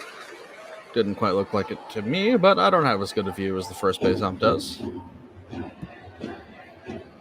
I think Fujimoto's thinking the same thing you were thinking.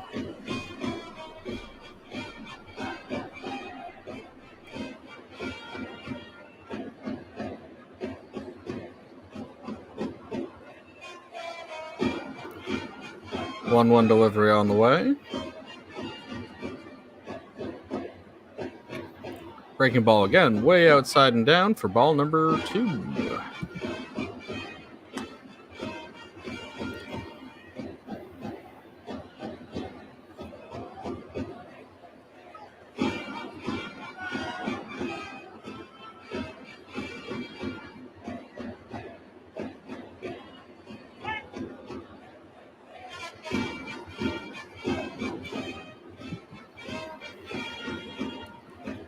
Fuji very much taking his time here.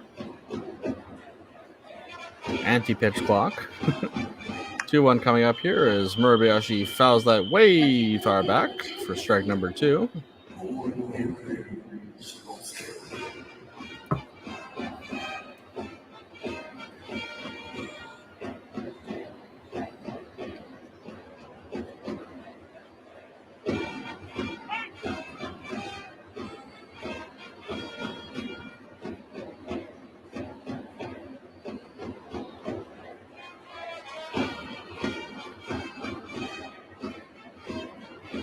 Something interesting about Fuji I'm noticing is, most of those pitchers who take a long time have sort of histrionics. They go through like adjusting their cap and moving their their arms, but Fuji just stands there like a statue as he picks up his first strikeout of the evening on Murabayashi. Got him twisted with a no idea what kind of pitch that is. Whoa, that was cool. Like, that was wicked. Yo, that was sick, man. It was like a knuckle fork.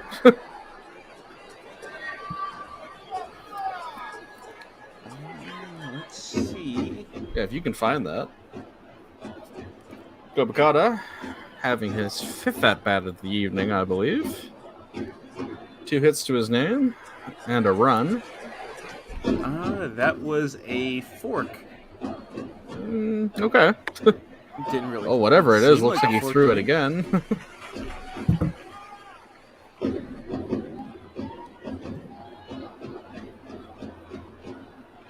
Yep, that was a fork.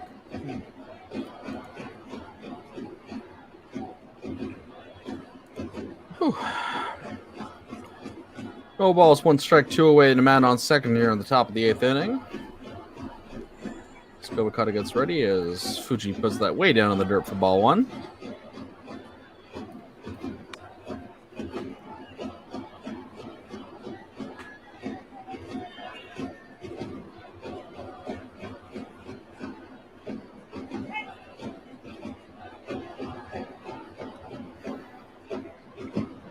One delivery from Fuji to Kobakata coming up here.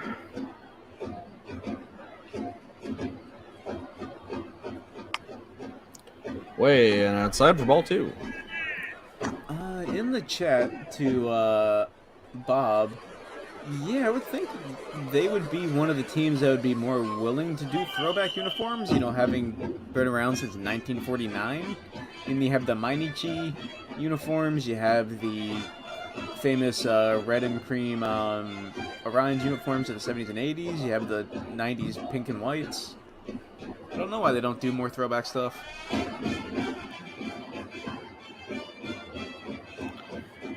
Fuji checks over to the man at second.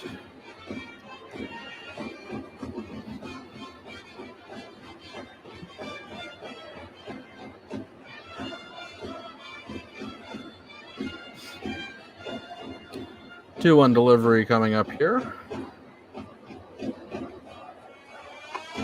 As that just clips it inside for strike number 2. See if we can get a replay on that. Okay, it's that his pinky kind of flares out to the side is kind of why the pitch looks strange, but still a strike nonetheless, as that brings the count to 2-2.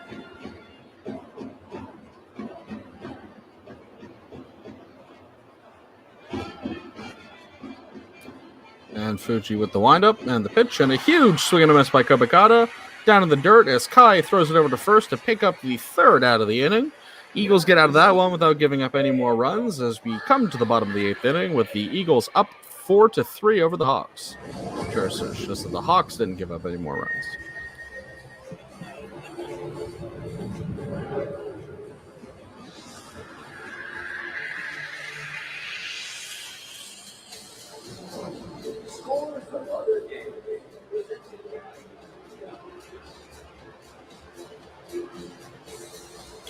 As we come to the bottom of the 8th here, I see people talking about their favorite teams. Sound off with what your favorite MPB team is. For me, personally, I actually happen to like the Hawks myself, so hopefully I'm, going to show a little bit of bias. I do hope the Hawks can come through with a win here, and I would like to see them make the playoffs.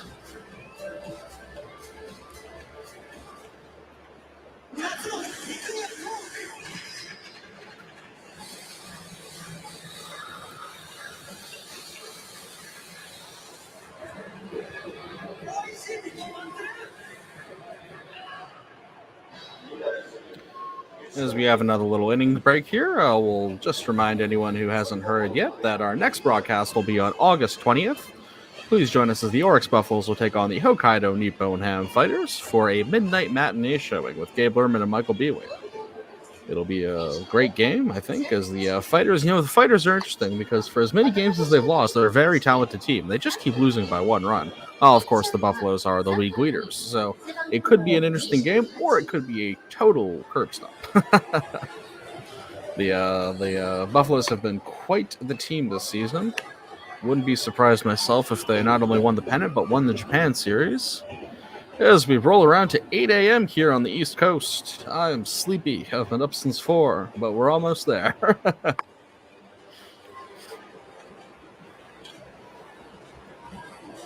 As we have a new pitcher entering the game. Give me just a moment to collect my info on whoever this may be. But the sound of the ball hitting the catcher's mitt there, and then someone crying out, it sounded like that ball was pinging somebody. As that is Tomohiro Sakai, former Lotte Marine, but has been with the Eagles for 4 seasons now.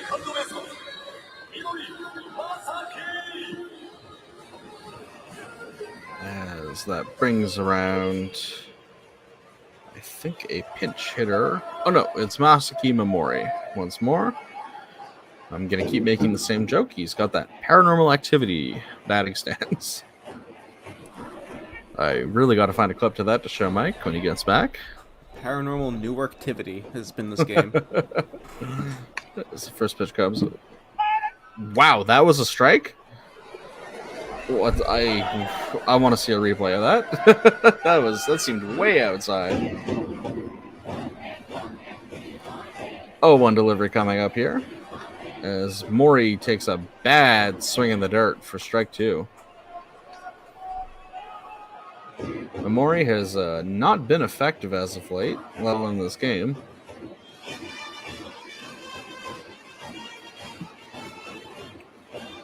O2 pitch coming up here for Sakai.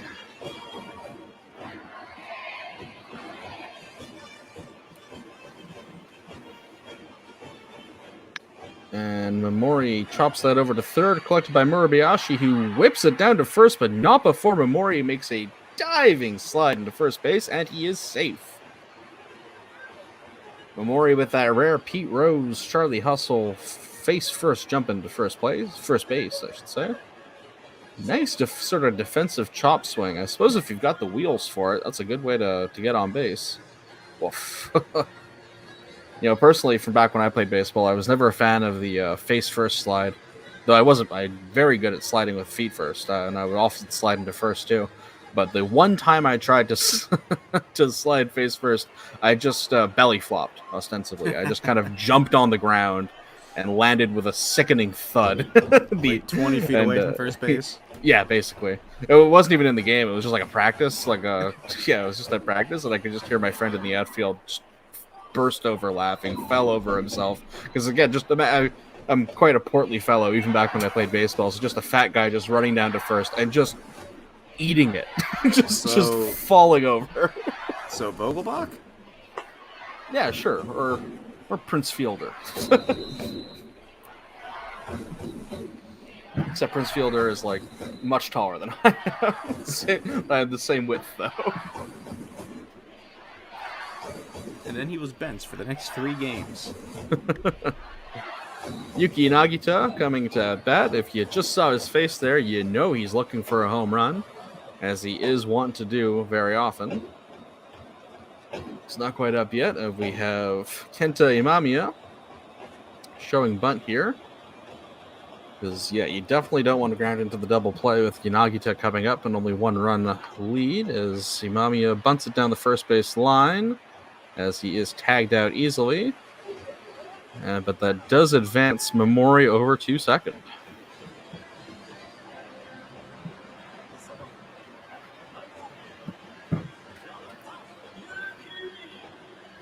Eagles manager coming out here probably to discuss the idea of a intentional walk, but given the protection Yanagita has in the lineup with Kensuke Kondo behind him and how Kondo's last at-bat went, it's surely a tricky proposition. Pick your poison.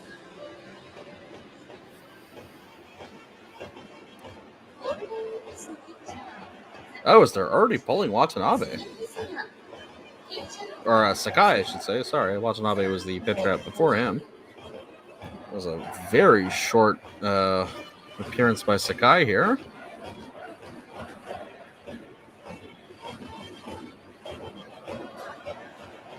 Or are they pulling him? What's going on? This is strange. Yes, they are. Okay.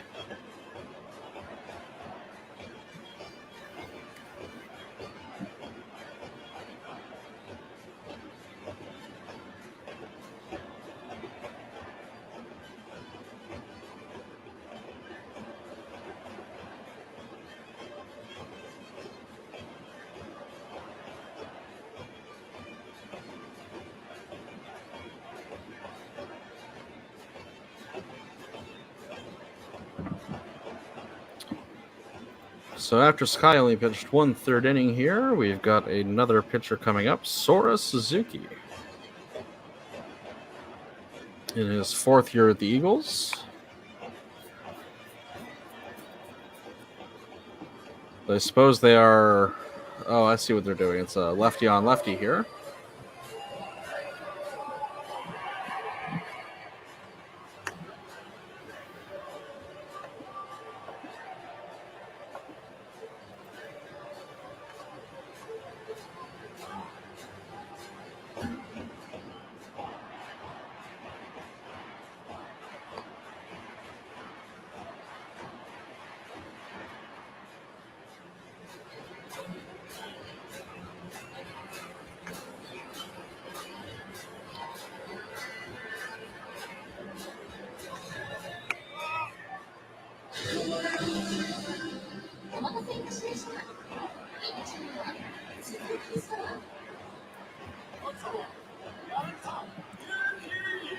And so now that the pitcher warm-up is over, we have former MVP and future Hall of Famer Yuki Nagita coming to the plate.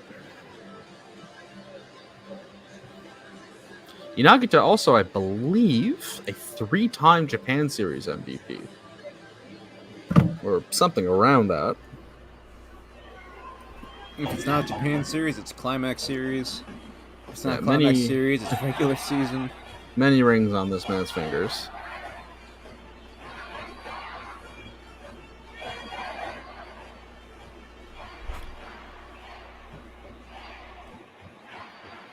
One out in the bottom of the 8th here as the Eagles are up 4-3. One man away. And the first pitch, Yanni Yanagita takes a big swing and a miss for strike one.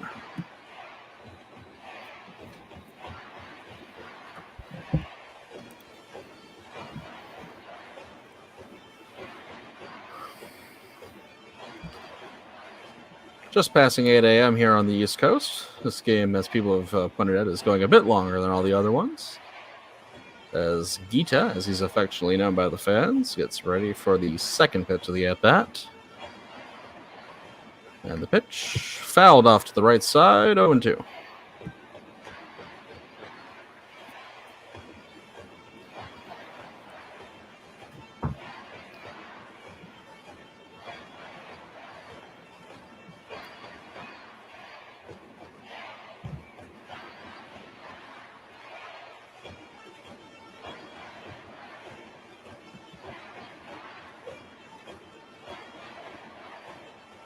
And the 0-2 delivery on its way now to Yanagita. Setting up on the outside, which, as you see on his heat map, is his weak point. And it's way low and outside for ball number 1.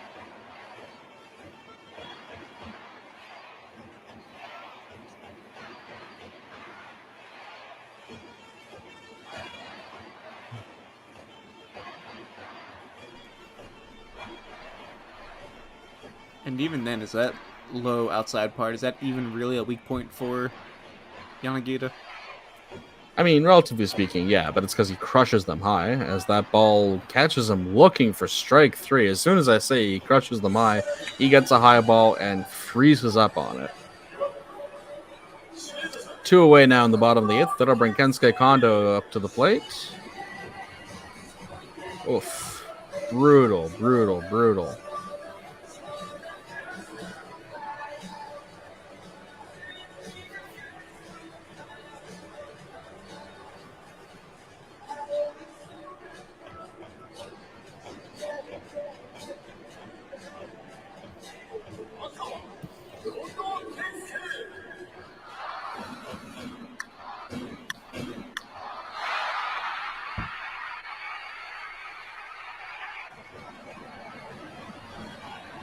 Kondo really benefiting from no longer having that giant Sapporo Dome outfield wall.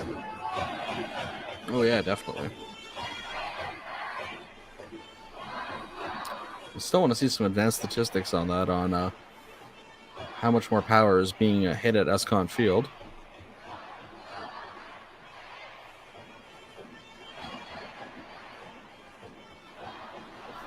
A few times when I've played Pro Baseball Spirits, the official NPB game, I've gotten the no doubter animation at Sapporo Dome, and it just bounces off the wall.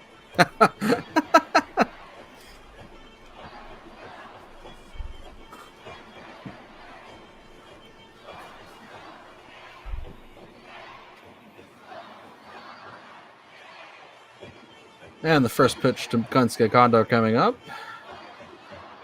Way low and outside for ball one.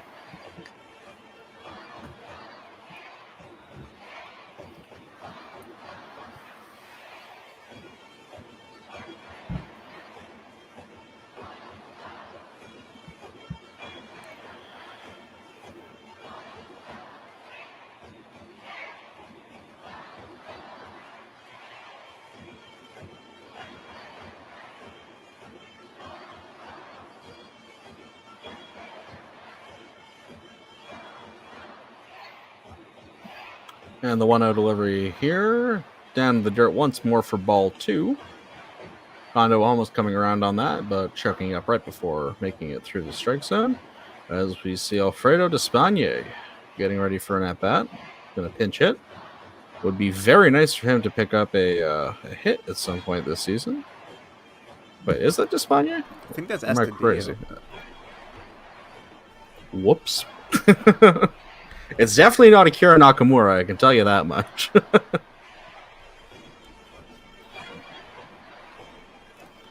2-0 delivery. Coming up here to Kondo. As it's way down in the dirt. And that should... Oh, that didn't move the runner over. As the ump called a dead ball.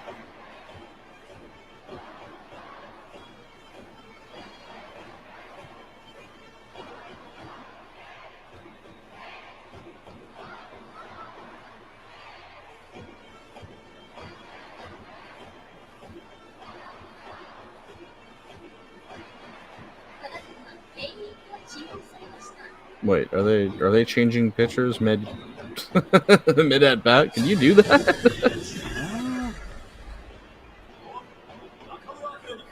Wait, I was. Oh, they just gave him a walk. Wait. What?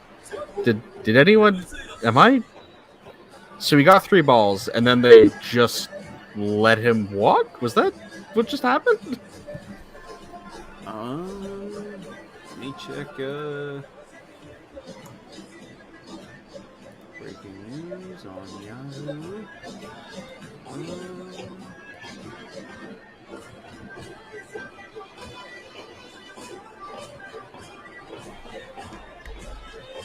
I don't know because the translation is calling it a stay away.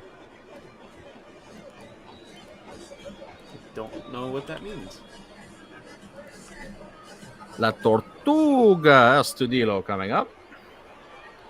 Going off what Heber Pacheco said in the chat. Yeah, that was a very strange base on balls, but it is what it is. Reading some of the funny comments in the chat.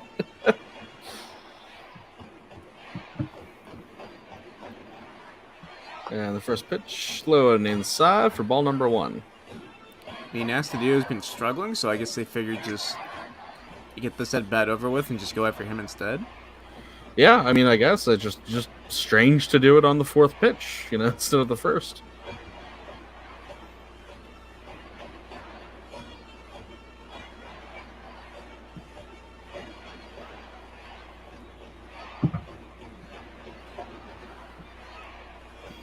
Two away and a man on first and second here with the 1-ball count. And the pitch. Just slow and outside, I suppose, for ball number 2.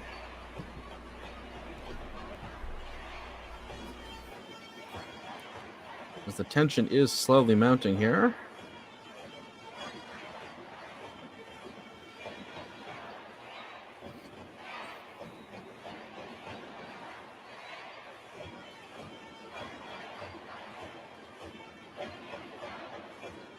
Estadio looking quite composed for what it's worth. And the 2-0 pitch comes through and just outside. Boom. Pretty much the same place last one was, but that's a strike this time.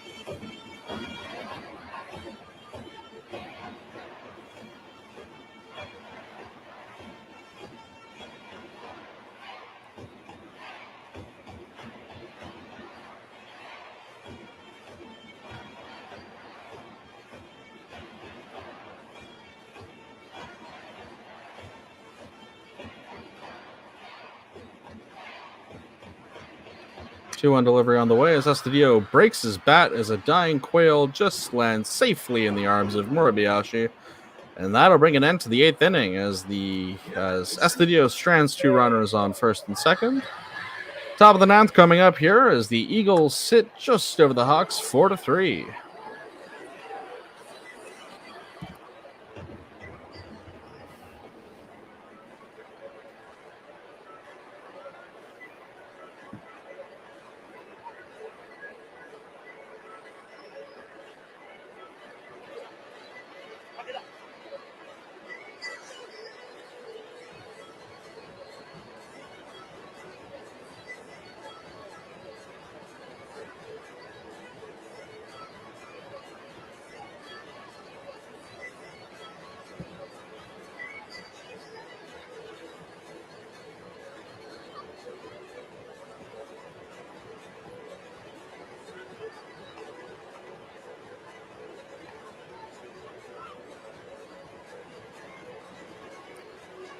As we see here, Estadio subbing in at first base for Nakamura.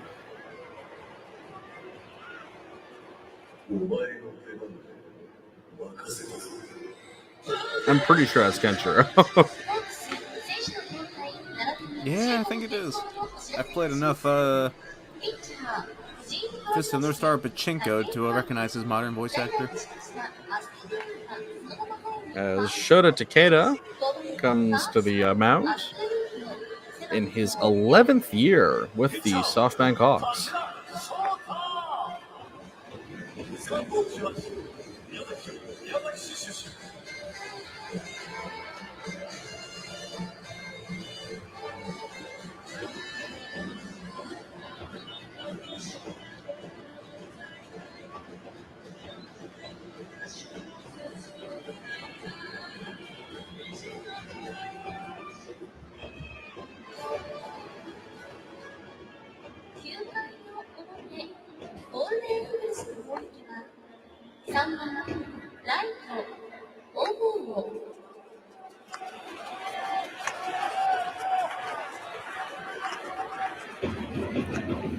Coming around to the last inning here.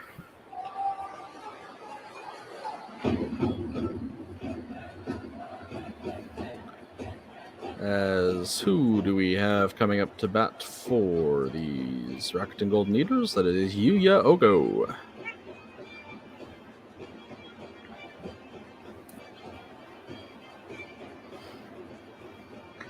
And the first pitch, a very slow breaking ball just high for strike number 1.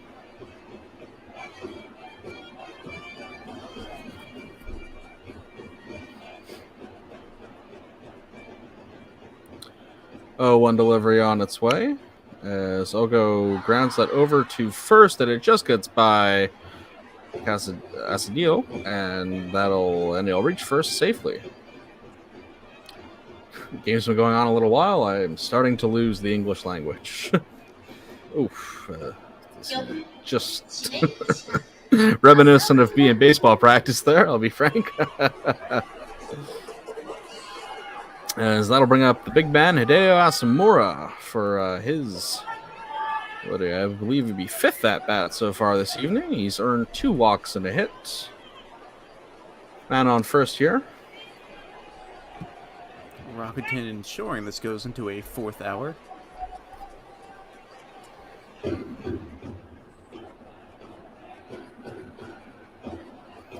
First pitch just outside for ball number 1.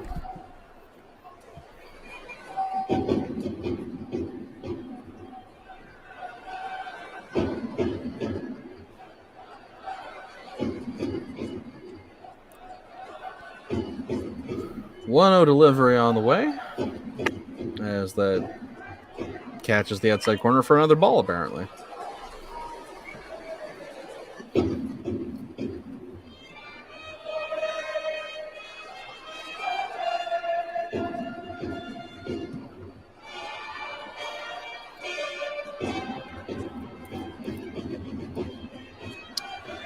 Two balls, no strikes. As another ball down in the dirt for ball number 3.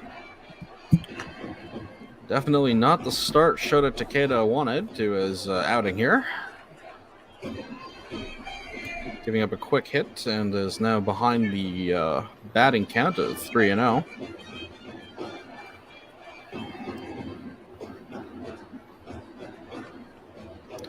And the pitch high and inside for ball 4. An easy 4-ball walk for Hideo Asamura as he earns himself his 3rd walk of the evening and will take first base as Yuya Ogo gets down to second.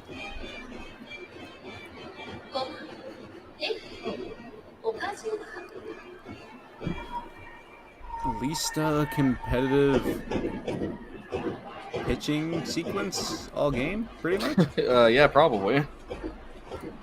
I mean, to be fair, it was against Asamura, but Rakuten pretty much attacked Yanagita right away in each at-bat he was part of. Actually, frankly, I'm not sure I've seen a one-run baseball game that felt so one-sided. I feel like Rakuten's just been laying the wood all game here, and the Hawks have really done nothing outside of that 1 home run as another substitution makes his way onto the field.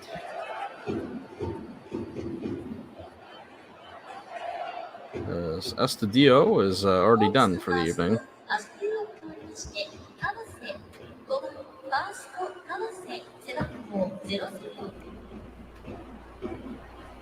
At this point, I would have just kept Nakamura in there. Well, I mean, they can't. They subbed him out to try to get the home run. I mean, you can't re-sub him back in, right? I know, but just Estadio wasn't going to give you a home run. Well, it was, wishful thinking. It was worth a shot, I guess, but 2 on here as the pitch is way outside for ball number 1 as Takaro Okajima is once again at the plate.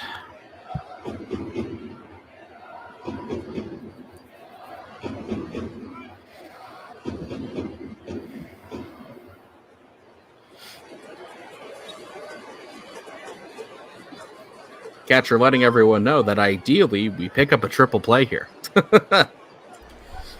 Go for the unassisted triple play.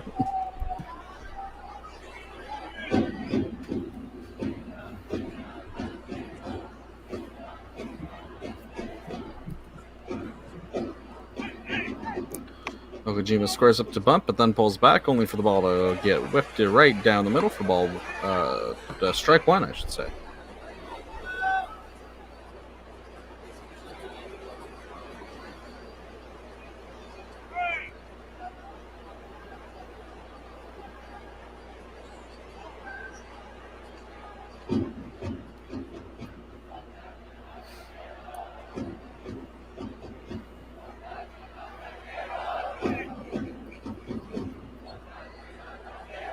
One ball, one strike here, top of the 9th inning with a man on first and second. No one away, no one out. Takaro Okajima is once again seems to be showing bunt, but may pull back at the last second. As he gets hit in the shins instead of bunting. That's unfortunate. That is the oddest hit by pitch I've seen in a while. Shota Takeda is not having a great time tonight. Now, does that count as a hit by pitch? Because he was coming around. Yep. Right on the inside of the knee. Man, that is possibly one of, if not the worst places you can get hit by a pitch. I mean, I can think of one place that's worse, but it's much less likely you'll get hit there, As that loads the bases here in the top of the 9th. As this game looks like it's about to slip away for the Hawks right in the dying hour.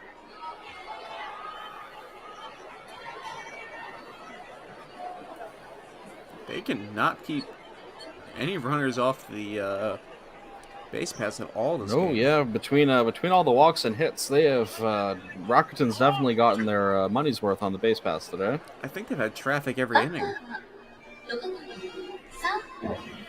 Unsurprisingly, bringing in a pinch runner there, because the batter probably wants to rest that knee up. As that brings Toshiki Abe to the plate again.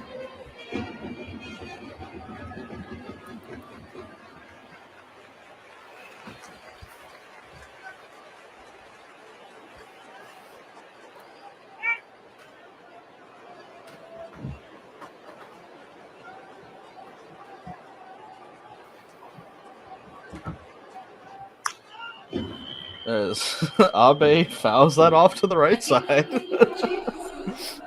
Get the recording.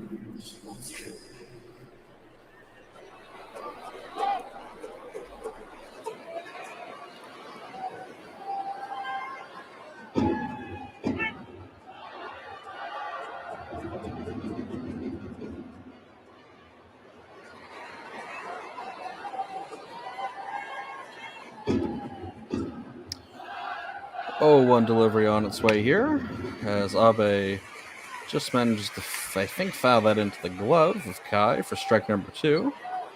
Not sure if you made contact there, but it sounded like it. No, I guess you just missed.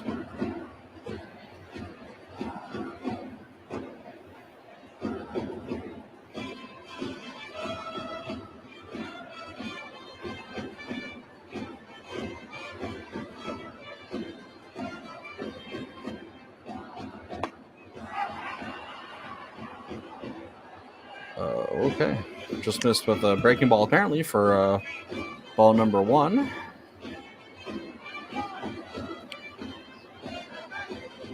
I'm not sure where that missed, frankly, but that's just me.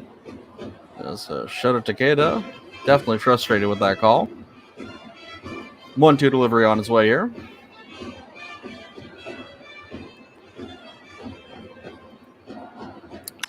As that breaking ball is hit down to the third base line, but it gets through both the shortstop and the third baseman as one runner scores, and that'll keep the bases loaded as the Eagles pull ahead here 5-3 in the 9th inning. Visible frustration both on the manager and players' faces here, as we'll see. Abe just got that down, and everyone missed that one. As Oko gets home very easily. Abe having himself one heck of a game, having now picked up 3 hits and 2 RBI. Somehow the Rakuten manager also looks upset. Not sure what he's got to be upset about, as we have none out here and the bases are loaded in the top of the 9th. As that'll bring up Mikhail Franco. Nope, we have a pinch hitter here. Right, Daichi Suzuki, I forgot, replaced Franco earlier. As Takeda has a breaking ball go far outside for ball 1.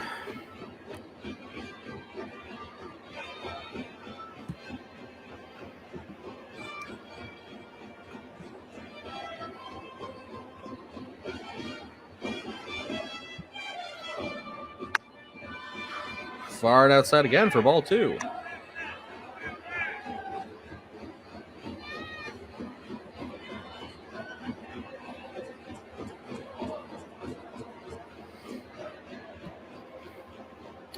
Two-0 pitch on the way here for Takeda.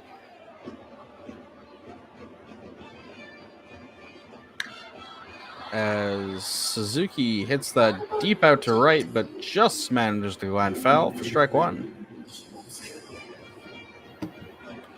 Rolling around to 8:30 a.m. here on the East Coast.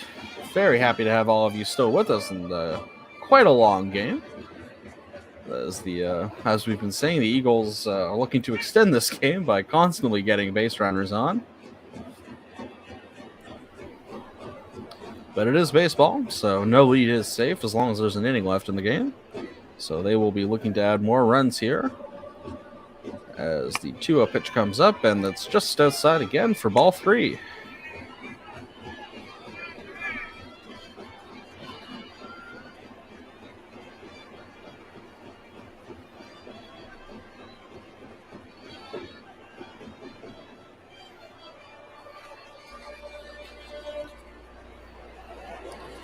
3-1 pitch coming up here as that's way low and inside for ball 4, and that will be an RBI walk for Suzuki.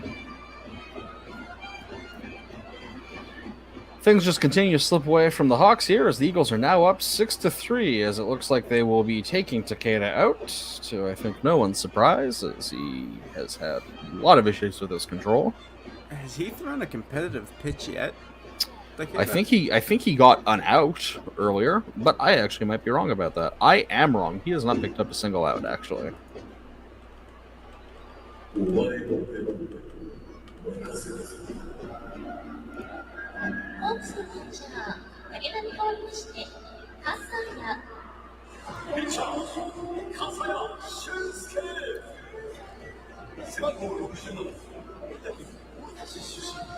So another pitching change here for the Hawks. As we'll see who's deputized with getting out of this sticky situation with the bases loaded and nobody away in the top of the 9th inning.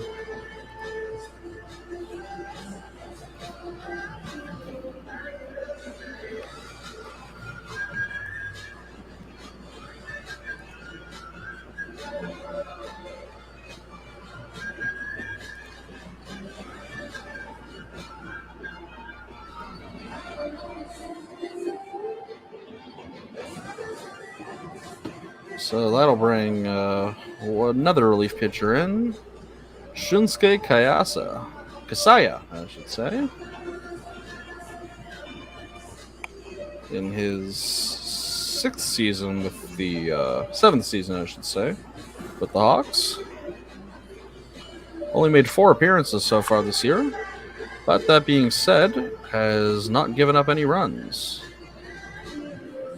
Would be quite impressive if he could duplicate that in this situation. Then again, I suppose given the situation, I'm not sure those would be earned ones, would they? Yeah, they would not be. When you were saying the situation, I was thinking of that argument between Terry Collins and that umpire from that Mets game with Syndergaard all those years ago. I'm not familiar. When Syndergaard threw at Chase Utley and got thrown out. Oh, okay. Yeah, it's famous. Oh, I don't remember. I'll look into that. Whenever I think Chase Utley, I just think of sliding straight into guys' knees. It was a legal play back then. Yeah, that's how you play, baby. As we have Ryosuke Tatsumi, I believe, yes, coming up for another at-bat. Takes a huge swing and misses a pitch down in the dirt for strike 1.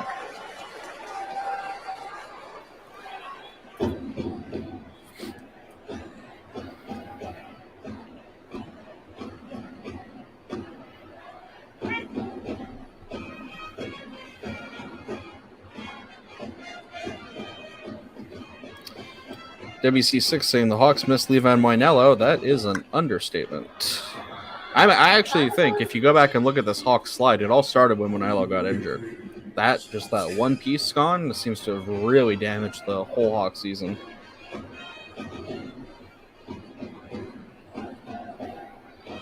Bob Dolan saying it's halfway to 5 a.m. where he is, but he's staying to see the end of Wario. It's 8:30 a.m. where I am. I am very tired and late for work. So, O2 delivery coming up here. And down in the dirt for ball 1. Plane goes overhead, which will continue to happen. Going off for an hour, but he's not picking it up.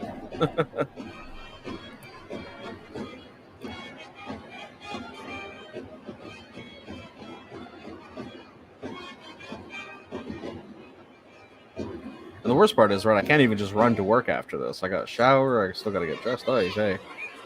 As the pitch comes and Tatsumi fouls that off, extending the game. As, we still sit at 1 and 2.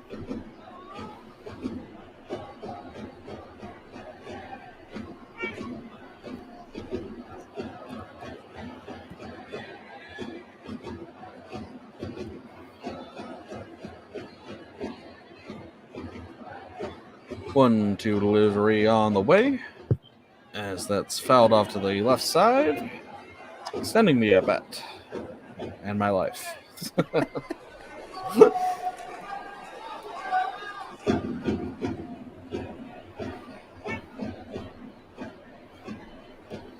The Newark game, the game where we were revealed as an AI. The game where kept fouling off to the right. Yeah, Toshike Abe fouled off to the right like 15 times. 1-2 delivery on the way as Kai sets up on the outside corner and Tatsumi fouls off to the left side again. The instrumentality game. Oh my goodness. Well, I'm happy to see view counts at least going up as more people are tuning in to catch the end of this. The rest of the world's awake. Very happy to have all of you joining us here. And the pitch, and that's slow down to the dirt for ball 2. If you haven't already, leave a comment in the chat about where you're watching from. And also, just to plug our thing again, please check out the podcast, which you can find on this very channel. It's a weekly English podcast we do. We talk about what's going on in the week. And I predict we will be talking a lot about this game when we record our next episode tonight. Oh god, I have to stay up late tonight. Just set it on me. As the 2-2 pitch comes and the batter doesn't come around. Full count. As Jeffrey Bousas is watching from Newark, Texas. There is no Newark, Texas. I will not believe this. We find out that there's a Newark in every state, and they're all Oh my god, there is. Colorless places. There is a Newark, Texas with a population of 1,000. 1 of 1,000 in the chat. Full count pitch coming up here. So that's down in the dirt for a walk. Oh my god. Okay. That's another RBI walk. As this continues to be the longest, most arduous top of the 9th inning in baseball history. Fujimoto looks like he's falling asleep.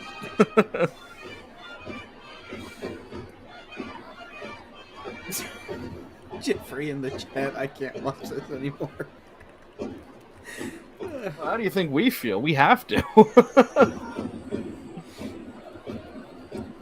There's still nobody out. The Hawks all look the way we feel. Just kind of like, my god, this is still going.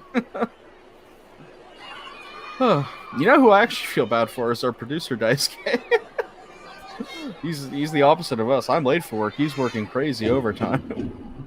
As the pitch goes in, and that's fouled off to the backside for strike number 1.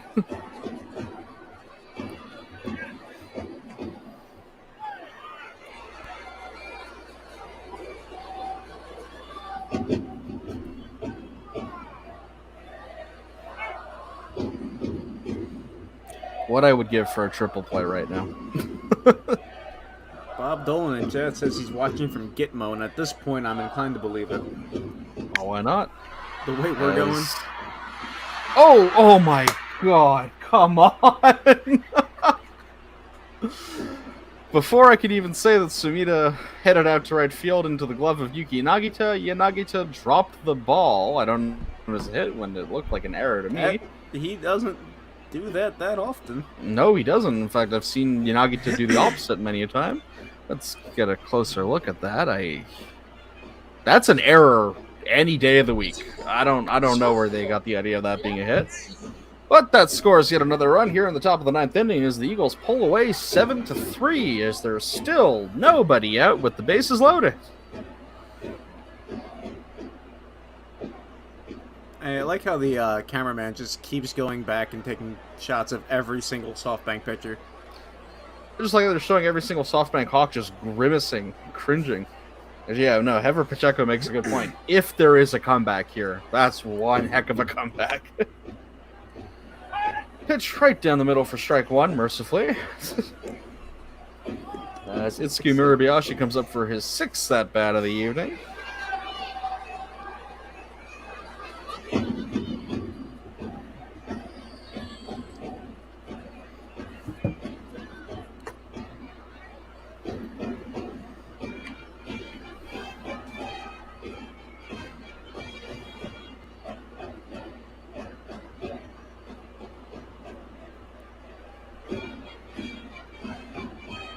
1-1 pitch coming up here. As Murabayashi fouls that off to the right side. For strike 2. Man, the people in right have gotten their money's worth today. How many balls have been collected by the people in right? I think they've probably been distributed amongst all the fans there.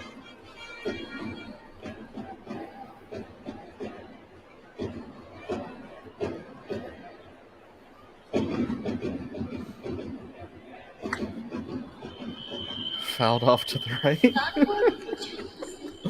I should probably be more serious, but it's hard. It's just a souvenir machine tonight. We're at that point of the evening right now. Coming around to 3 hours 45 minutes on this game, more or less. 1 ball, 1 strike with the bases loaded. No one out. I am remiss to say.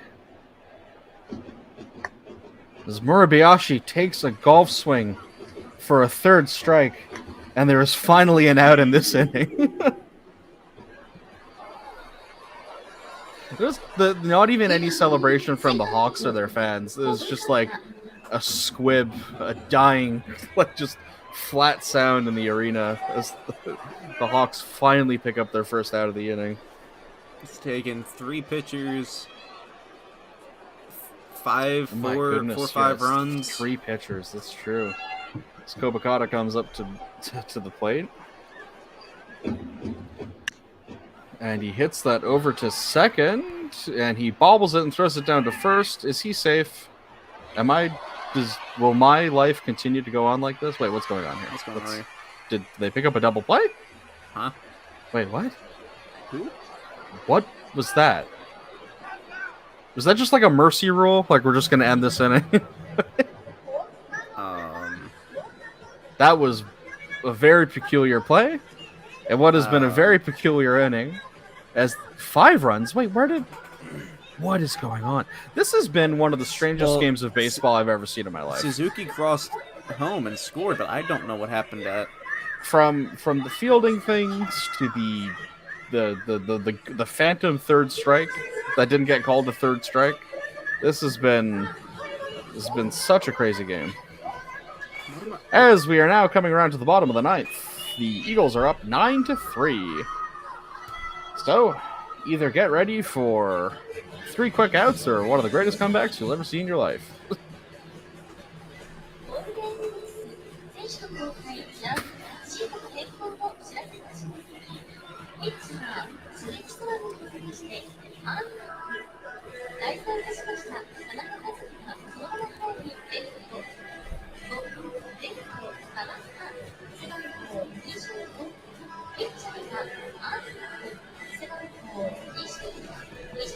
There's the culprit. The man who's extended this game so long, Mr. Abe. You know, at this point, I really think you should get a Abe jersey.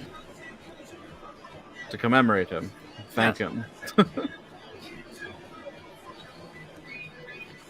So that'll bring in another pitcher for the Eagles. I can't imagine they'll be going with Matsui here, because this definitely isn't a closed situation. Or a save situation, I should say.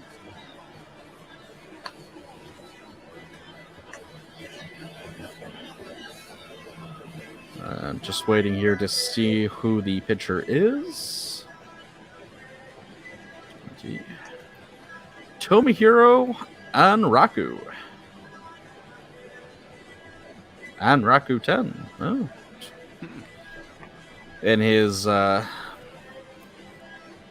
9th season with the Eagles here.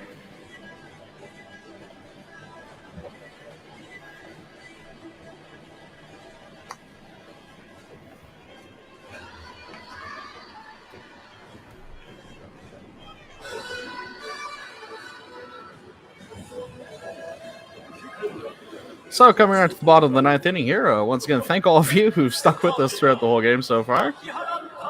And here we go.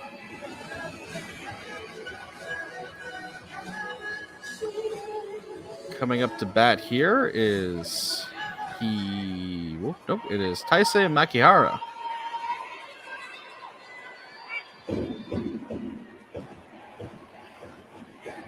And the first pitch at the bottom of the ninth inning. Right down the middle for strike one.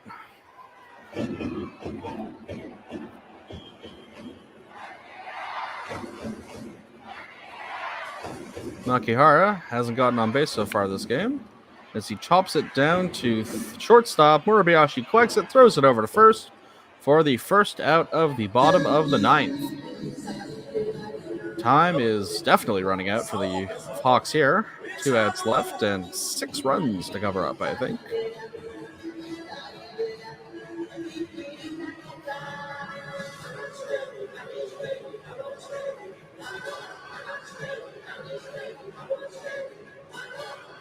As that'll bring Tatsuro Yana. Oh no, it's Richard Sunagawa to the plate. My mistake.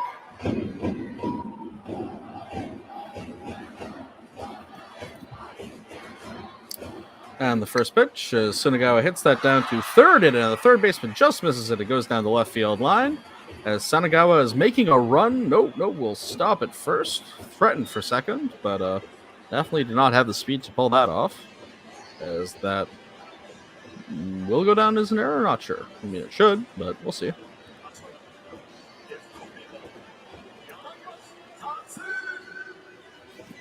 Can't lie, I do appreciate that the Hawks are taking first pitch swings. Just trying to be expeditious about this.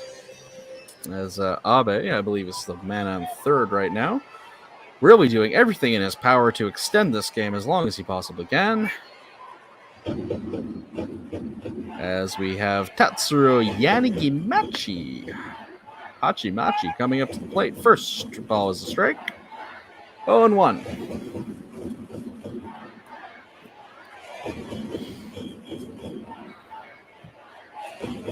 And the 0-1 delivery as Yanigimachi chops that behind for a foul ball. 2 strikes now.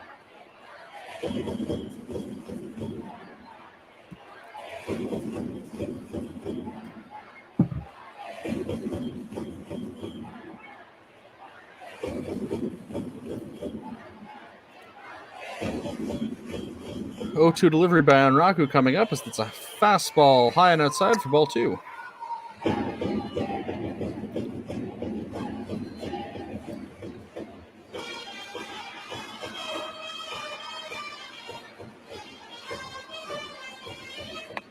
Pitch just inside for strike 3. And that'll bring us around to the second out of the inning. Onraku picking up his first strikeout.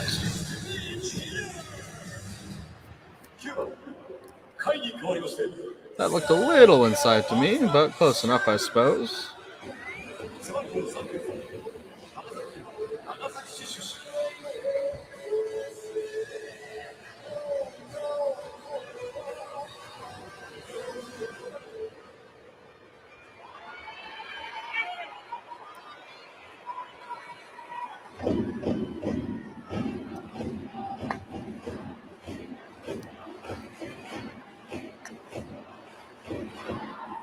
Oh, we have a pinch hitter in here.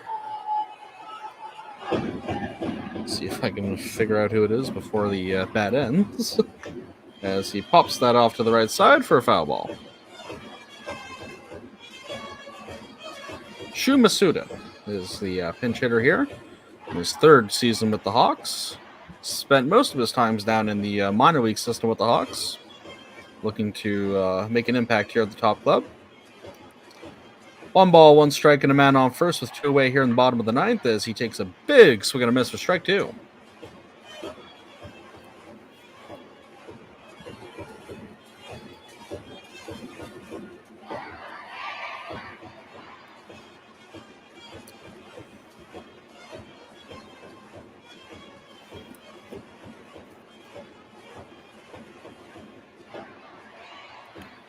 And the 1-2 pitch on the way as Masuda hits it out to second, picked up by Kodakawa, flipped down to first, and that's the ball game.